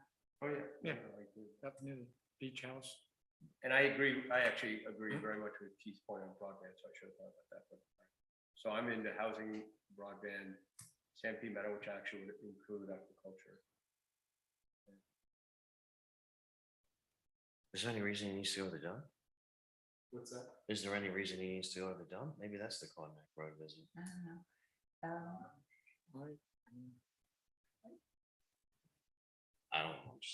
I don't think this is something for a menu, but you get so few opportunities to talk to these people. And one of the things that drives all of us crazy, Martha and I were sort of rolling our eyes about this earlier when we were going through the financial report. We don't only frequently get the short end of the stick, we frequently don't even get any part of the stick. And I think it's important when we're talking about these issues that we feel like we absorb a lot very graciously. But then we look at ARPA money where we get $300,000, a third of the, two-thirds less, a third of Little Compton, there's at some point, it would be helpful to have someone who is a legislator down there just once say, what does this mean for Block Island? Because it sure doesn't feel like anybody's doing that. As much as everybody wants to be for their, small towns and small businesses, and that's America, we get jack. Well, we know Senator Whitehouse's priorities, and let's put on that list charging stations too, if there's money available. It's a revenue producer for the town beach possibly, or any other municipal building here to have a charging station if there's money available. The one thing I would encourage, though, I see the list getting longer and longer. One, I think we got to focus on 2 or 3 things, period. And, even though an hour is assigned, it's always half an hour by the time we're really done with all the meet and greet stuff. So I just think whatever let's call a meeting so we can all be there, I think. And then 2, I just think we got to say, who's preparing anything on broadband, who's preparing anything on housing, who's preparing, you know, what are those 2 or 3 things? Because that to me, we don't have a lot of days. That to me is the most important. And while I agree with charging Yeah, stations, and we that can be at the bottom of the list or something, but No, I we just have to condense everything because he might immediately say, there's money for that. Geez, I'm glad you told me that. Boom, boom, boom. And not spend too much time on any one of that long list. I also think we need to be careful to not just sit there with our hands out for the senator, looking for money all the time. I think it would be nice, and I know it's not possible, maybe not, but I think we should have the senator get on the harbor master boat with Kate and show him our accomplishments with the monies that we've gotten from the federal government. I think it'd be a nice time for him. That's my opinion. But I just think, just let's get their hand out all the time. But, Back to what I said in the beginning, begin with the end in mind. What are the 1 or 2 things you'd like him to take action on our part back to the state? Chris Wevel? Not 5 things. This conversation with Sheldon Whitehouse should be really ongoing continuously. Yeah. And I think the only way you can really do that is ask his chief of staff for his contact people in these specific areas. Like, who do we talk to for this?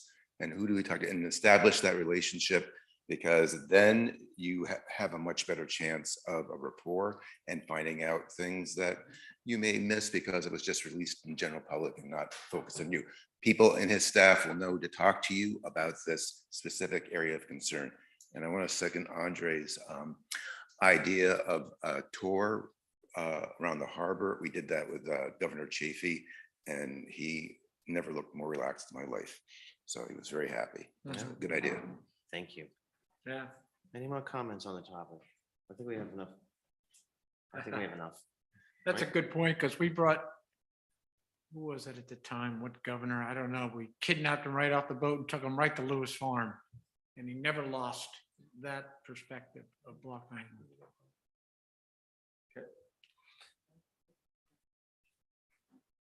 All right, we're good there, right? All right. Item number 8 is to discuss the town council's priorities for the police chief search. Obviously, we're gonna be looking for a permanent chief again. Council have any comments, priorities? Process moving forward, comments on that? Sure. Oh, good. I have a list too. I'll go after Keith. Okay. Well, the first one is a bit of a housekeeping one that concerned me about the last search and actually concerned me about the DPW search, and that is establishing this preference for people with who have been to college. And I think particularly with the chief's role, we could have a person who, for example, enlists in the Army after high school, has an Army career, becomes a police officer and moves up, who never goes to college, who may be an ideal candidate. So I just don't think that should be a bright line, as much as I value higher education. Just a point. In terms of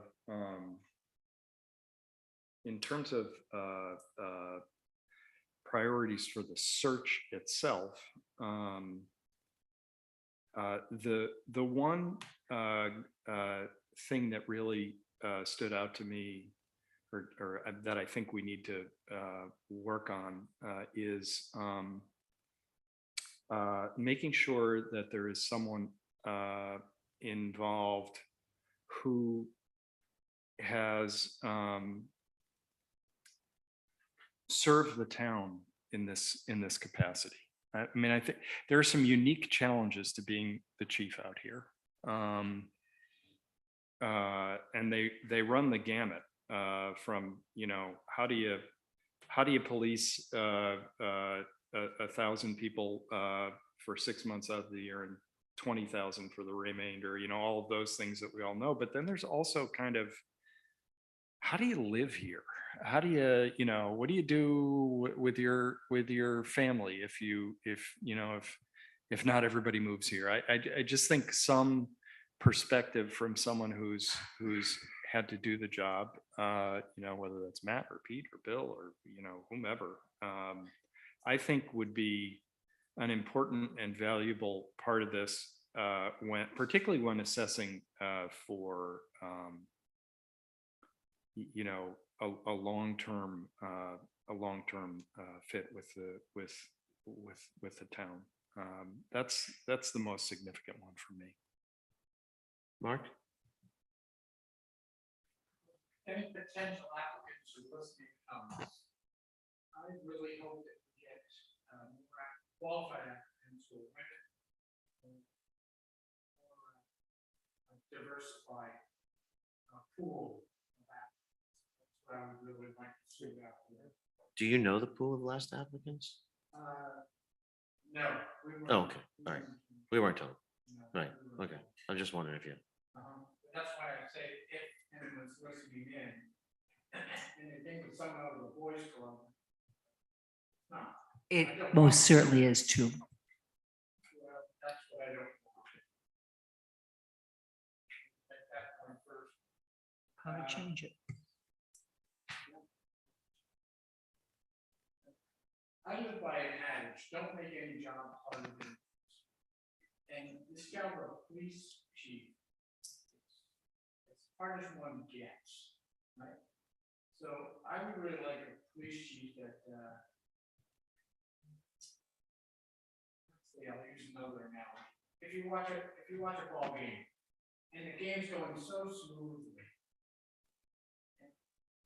really means to the umpire, or referee is doing his or her job well, and before you know it, the game's over. That's the type police chief, school superintendent, boss, or something like that. that's on. They're on top of things before they become an issue, certainly before they become a problem, and definitely before they become a crisis. That's the type of applicant I'm hoping we get. I'm hoping also for someone who's open to suggestions. My experience with police chiefs on Block Island is when you bring a suggestion before them, they get extremely defensive. And I don't know if it's part of the DNA or what, but that shouldn't be. Example, I did plumbing for 30 years. If someone comes up to me and tells me a better way to fix a leak, I am all ears. I don't say, why are you telling me how to do my job? I want to know someone will be open-minded about that and allow that to happen. Whereas in the past, it really hasn't happened. That's my last comment is, maybe speaking as a twin, I'd like to thank the twin to our former police chief, Chief Moynihan. So that we keep moving forward and not take even a baby step backwards.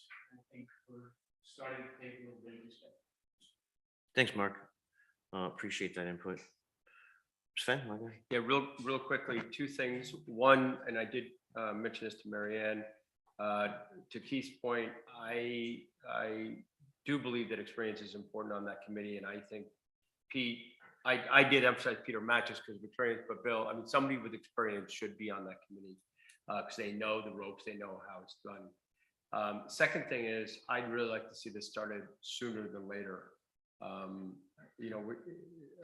believe there are discussions, I'll keep this loose, 90 days, 120 days that, let things blow over. I think we need to move now, or as soon as possible, and start that process. And when I talked to the town manager yesterday, there seemed to be very positive reception to that. And actually, there's already been some inquiries. So my hope is that we encourage to move with due speed. I don't mean urgent and crazy. Just let's get it out there and let's get going. Thanks, Sven. So Okay, I've got- I agree with that, with what's saying at the table. I haven't However, Said anything yet? Oh, okay, go ahead. I was gonna let you have the last word, but go ahead. You were going to have the last word regardless, Andre. What I think is really important is having a police chief who's going to understand and set priorities for the department. I don't think it's up to the town council certainly to set priorities. I think the police have to, in today's world. I don't like it, but I think it's the real world, have to operate with an eye to legality that simply was not there 30 years ago. You didn't have to be looking over your shoulder or looking. There's just an awful lot that that we don't know about, that we're never going to know about, God willing, that goes on in the police department. I don't like the idea that the police should be taking orders from anybody. That's wrong. Being open-minded, of course, but it's the judgment calls. I know Bill made them. I know Paul made them. I know Vin Carlone made them. I know Matt made them. I know that Pete made them not terribly long ago. And once somebody explains what happened, it makes a lot of sense. It might not look like it makes sense on the surface. That's where I'm at. And as far as when we get this done, I don't think it should be rushed. The last time something like this was rushed, Norris was still around, having to deal with it, the aftermath. In my comment was not rushing it, my comment was just. I know, but I just, we're still getting ripples from, how long ago was that, 6 years? I don't want to see that happen again. I don't want to put our employees through that again. You don't remember? You remember. My two last comments are that if anyone interpreted my comments before as anything anti-police, that's total nonsense. Anyone who knows me, when I see a police officer, even if it's a crossing guard, when I get off the ferry, I thank them. And I thank our own wonderful crew here. And secondly, is I want this police chief appointment on our table before I leave in November, because I think I have, I think I've earned that. After fighting on this cause for so long, I want to be one of the ones who makes that decision. But let's get the right person. Yeah, I think the time frame allows us to do it before I leave in November. Thanks, Mark. What I'd like to see on a search committee is no town employees. I think we tried we tried that when we were searching for a town manager. And we had two search committees, if you remember correctly. And we had employees and residents. And Amy, if you can correct me, maybe if I'm wrong, I don't think I am, but the Ethics Commission weighed in and we had to eliminate the employee committee because the town manager would be these would be employers of the town manager. So, I mean, I know that was the case last time, but I don't think town employees are a good idea because they're under the town manager. I want to see locals on there with no mainland members. I think that's the best thing for Block Island. And I agree with Mark that I want to be in office when we choose this next police chief. And I know we've had things going on now.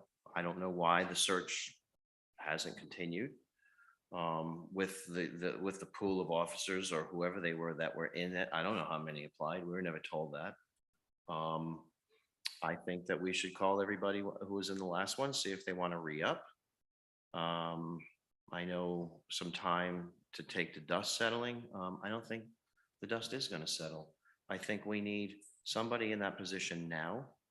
And I'm going to speak to, I mean, I don't know if any of you have had a chance to speak to the officers. I do. Morale is very low. They have no leader.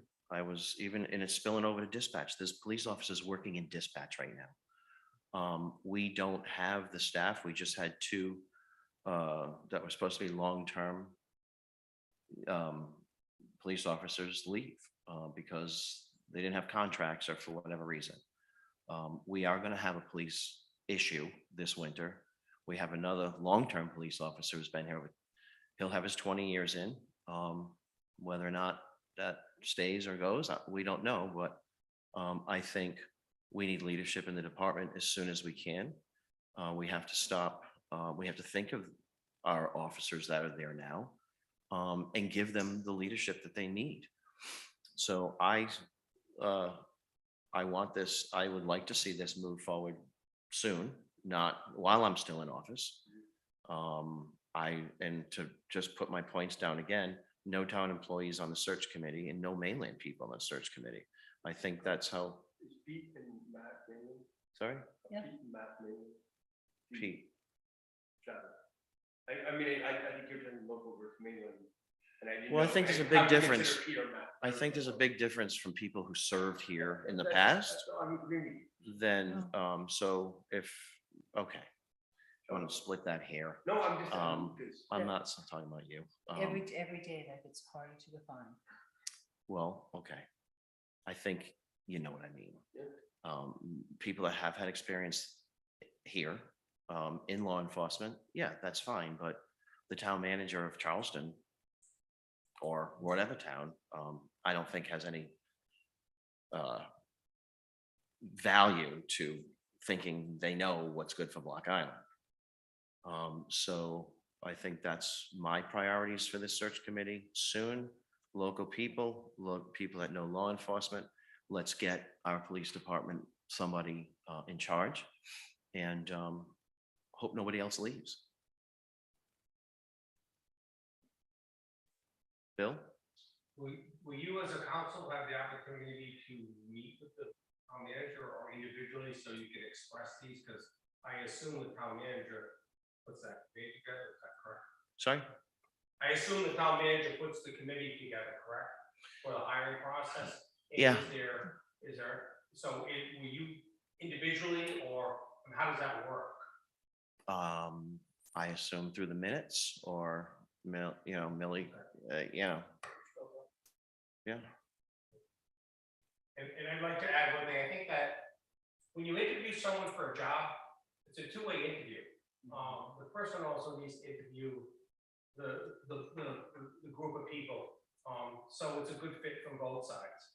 So when you have people in law enforcement, I think it's good. You have someone like Chief Monahan, who knows what it's like to have his family on the mainland and to be here. Those things are all important too, because you want it to be a good fit from both sides. So I think there's value to having that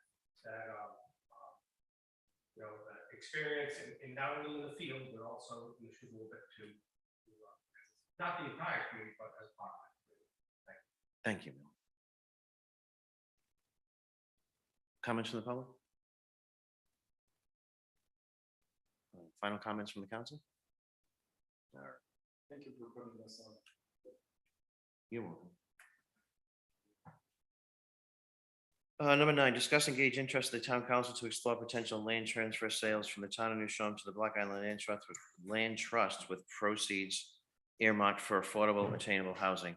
Sven, second one, Rism, asked this be on the agenda this evening, so I'm going to let Sven take that over. Yep. So the goal here, and I think many, if not all of you have been involved in different conversations. I think this is a very broad discussion, so I hope nobody has to accuse, but one of the, as we all know, and we look for land, and actually when Chris and Alicia and a group started looking at all this, land was identified that the town owns.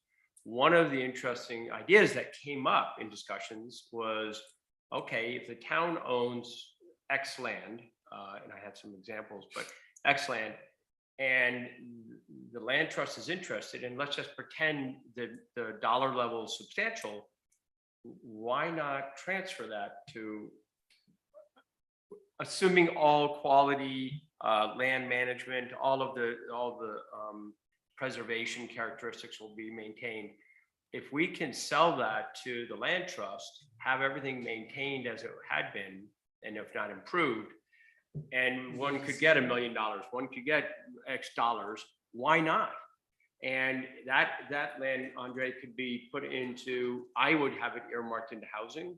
However, we do that with Amy, so that, you know, Cindy suddenly, if she could get $1 million or $2 million or whatever the real numbers are, it doesn't matter, but real numbers, that would be a way to jumpstart Paul O'Brien or jumpstart whatever projects the housing board's working on. And I want to know whether people are interested in this on the council or not. This is a concept. And so if the council says, no, we don't ever want to sell any land and we don't want money for housing, okay, that's a statement. I would hope the council says, yes, we're very interested in exploring this idea.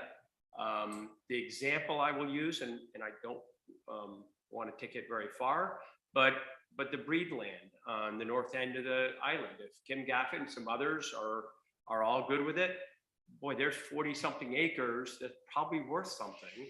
And that could be just as well managed by the land trust and under the same kind of structures.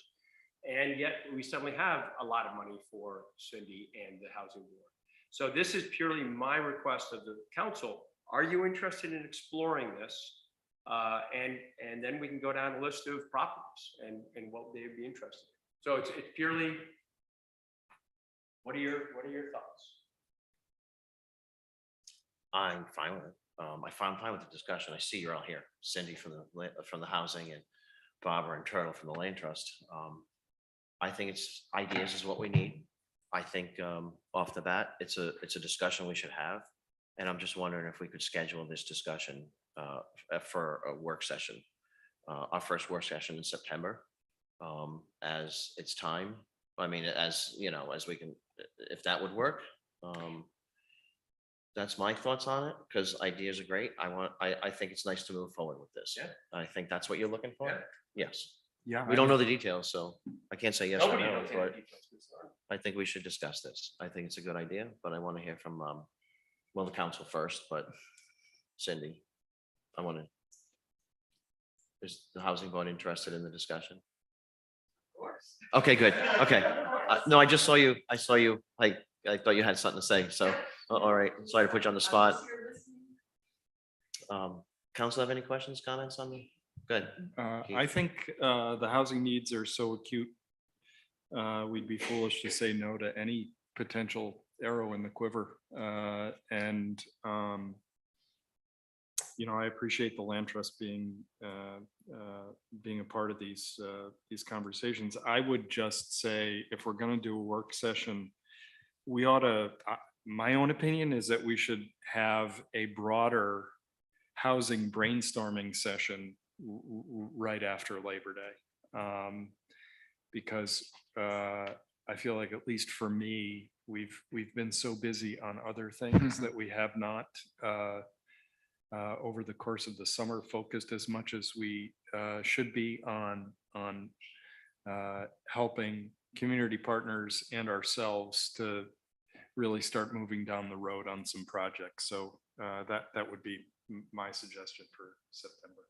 And I think our just Millie can clarify, but I think that the work session is right after Labor Day, right? Millie, is it the 5th, 6th or something? Yeah, 7th.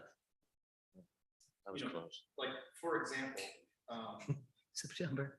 for example, if the first thing we want to do is Project X, let's get, you know, let's decide what the inputs are that are necessary for Project X going, you know, and this might be a component of that. They're showing White House man. Sven, Right, the boy can dream.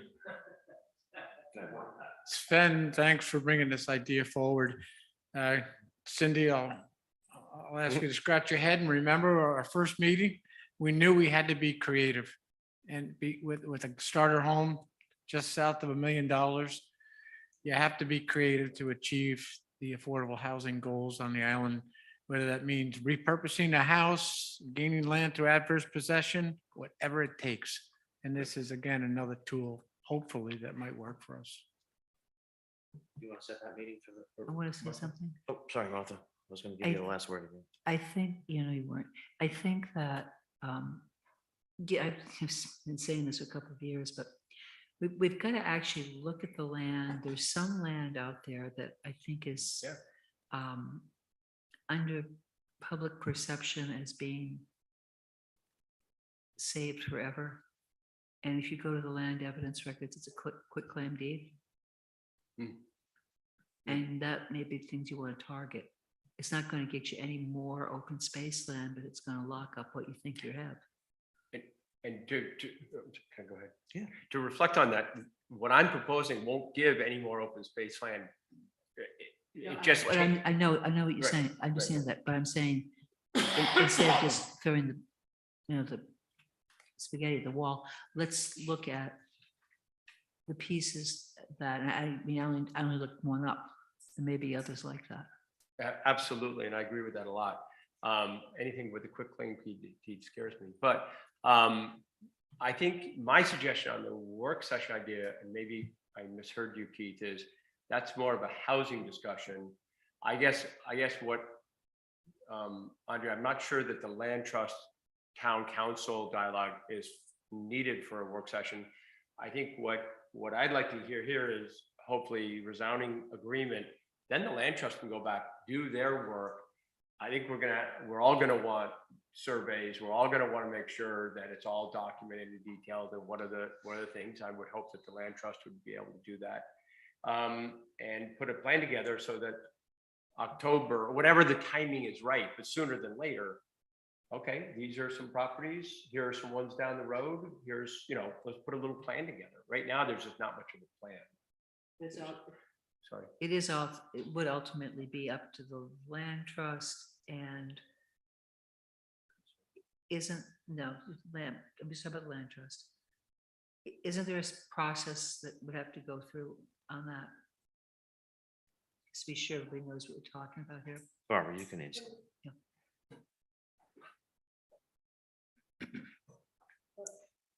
I just want to speak to the general idea as well as Is it button down? Martha's.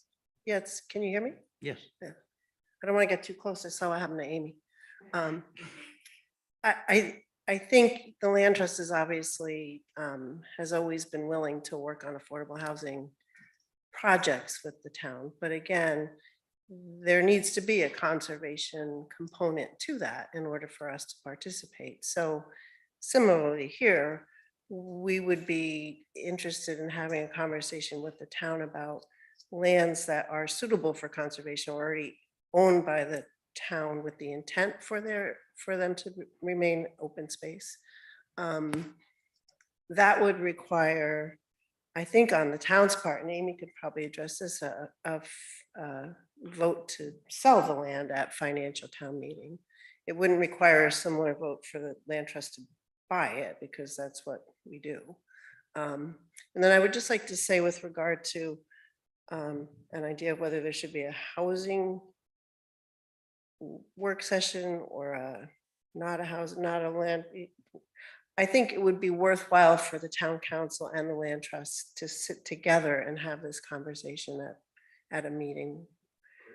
I think separate from the other housing issues that we really don't necessarily have a role in. So I think if we wanted to schedule that sometime in September, but I don't think it has to be part of that broader, important conversation about housing issues generally.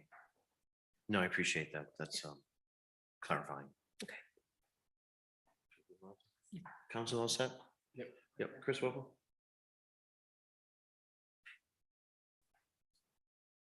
As I'm sure you're aware, we attempted to get the land trust to consider changing their mission, and that really hasn't happened.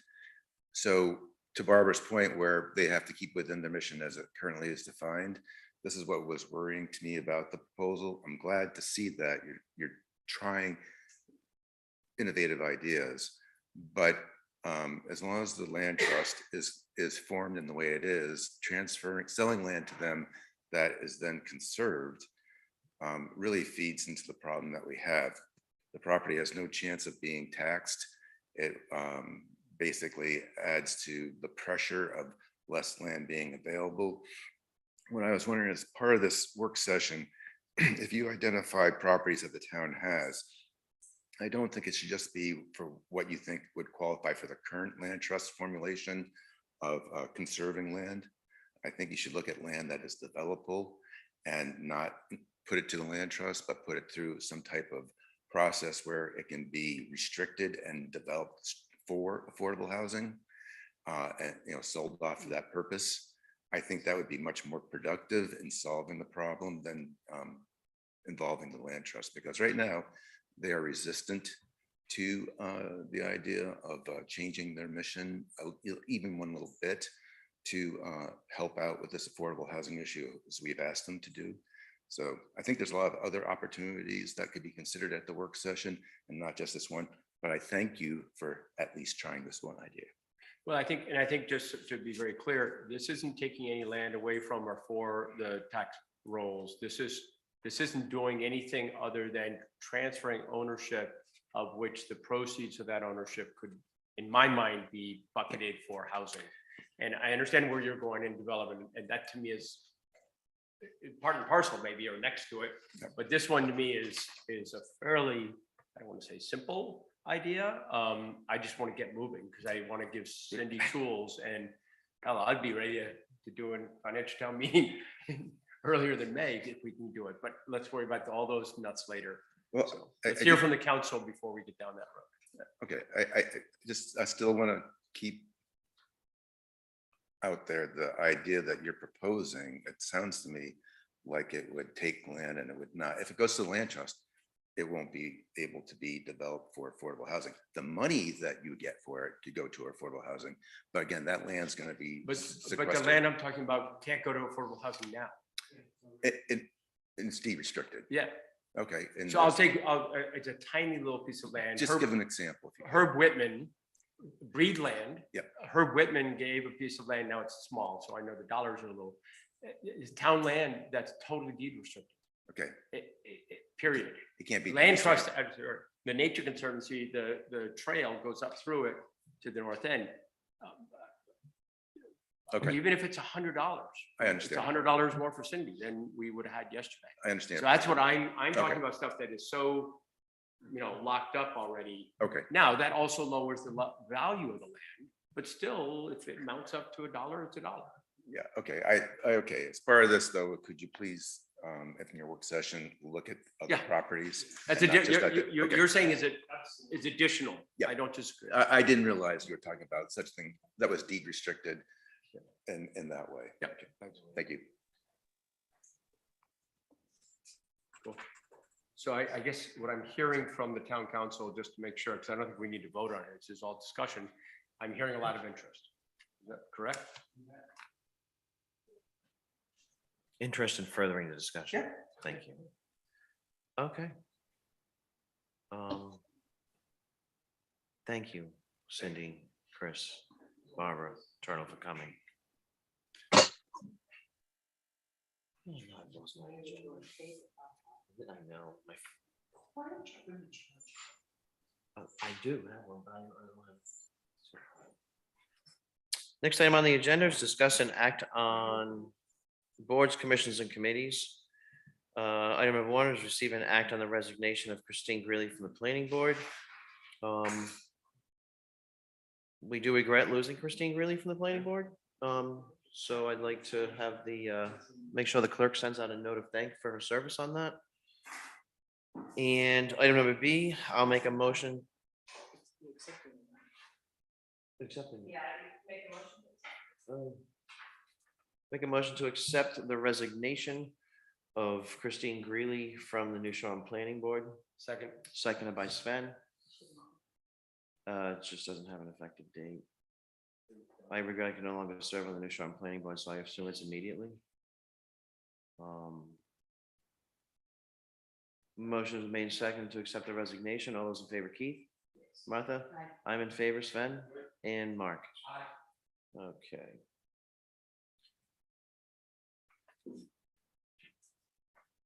We've had a not on my phone for other reasons. I'm just looking at my emails because my computer died. We got a note from our clerk, as the Democratic and Republican parties chose not to provide names to fill the Board of Canvassers vacancy. The member of the Board of Canvassers would like to recommend the appointment of Danielle Bates. Danielle has been working elections for a number of years. She has experience and knowledge and a willingness to increase her commitment to the process. Please consider her as a candidate. I'll make a motion to appoint Danielle Bates to the Board of Canvassers. Seconded by Keith. Any discussion? It is great news. It is a great news. Yep. All those in favor, Martha? Keith? Mark? And Sven? I am in favor. Can we finish? Please.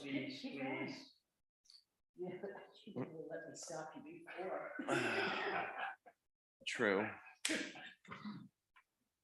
Try to be more nice in my twilight years with you all. We'll announce we have positions on the boards, committees, and commissions. The open position update is, do we still need an alternate, Millie? One alternate on the Board of Canvassers, Commission on Motor Vehicles for Hire, 1 3-year position. The individual must not hold a town taxi, bus, or limousine license. Dear Task Force, there's 3 2-year terms available. They cannot meet. They have no quorum. Planning Board, 1 5-year position. Police Advisory Commission, 1 5-year term. Recreation Board, a 1 1-year term, August 10th, 2022. That would technically start. So those are the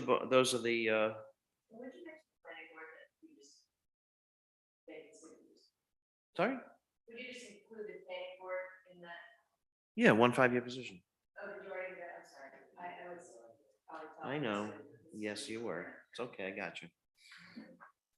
Item number 11 is correspondence regarding, we have correspondence up on clerk base from the South Fork Wind Farm from Andrea Moyner regarding Captain Champlin's Resort Glow Party, Christopher Waffle regarding BIPCO issues. Item number. Okay. At some point, can we get an update? You're on that group, Keith, that is looking at South Fork and what's going on. And Yes. that was like 9 months ago. Yes. Are we ever there? It is a lengthy code. Do I cut this first or this first? And, That's not Wait, nice. Sorry. let's do that in closed session. Oh, no, I just have no idea what's going on with it. I feel like. Because I was about to say something. No. That's fine. It would just be great to have that at some point too. I don't even have any idea what's going on. Yes. And maybe I should. Let's put down, is this on a report? Is there anything reported, just an update for the council? I think just an update for the council, but I think, so. Closed session. Tom Right. and Mary Ann and I are on this group.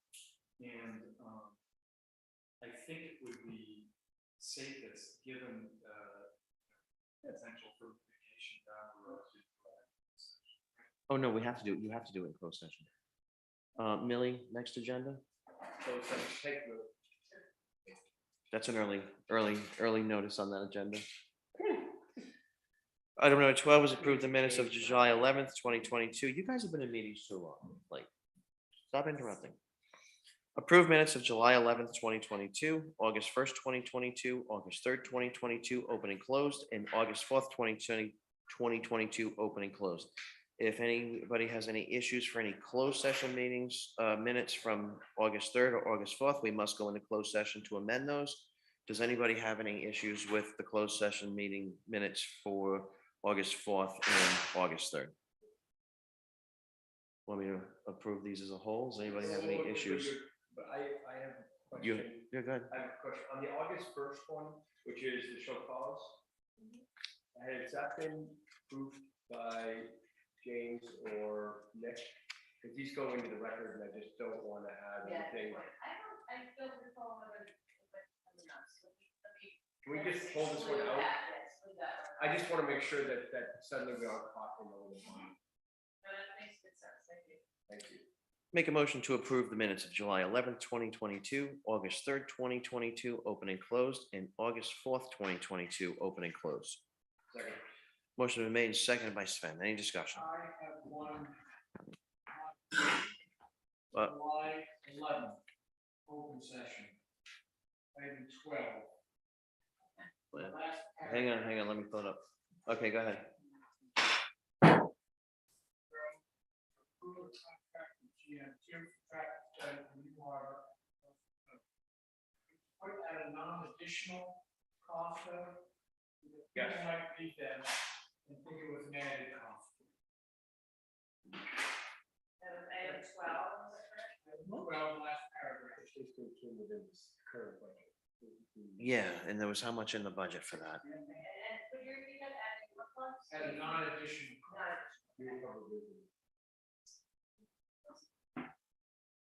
It was 75 or 80, I remember.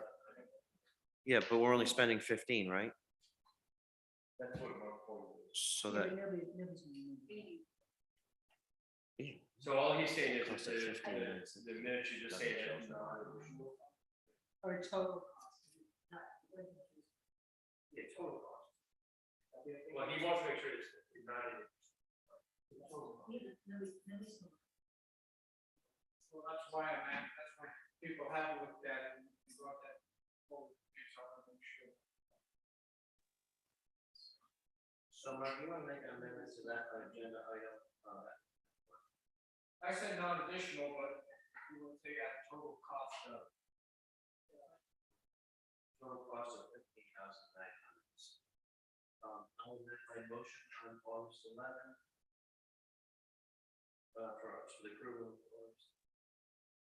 Right now, I'll amend the motion to read, make a motion to approve the minutes of August, July 11th.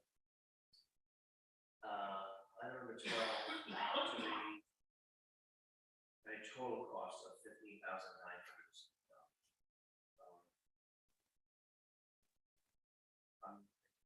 Seconded.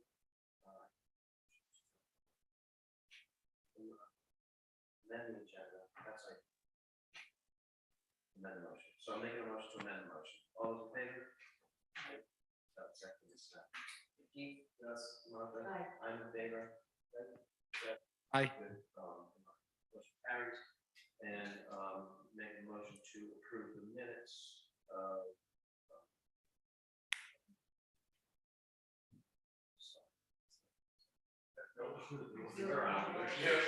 Make a motion to try 11th, August 3rd, open and close with duly noted. So much. Second on that, I just need to call. Verify for Mark, I 11, August 3rd, open and close. Yeah, we're skipping August. Favor? Yes. Okay, Martha, I'm in favor. Aye. And Martha, motion carries back to nothing. Does anybody else want to do the honors? All those in favor, Mark?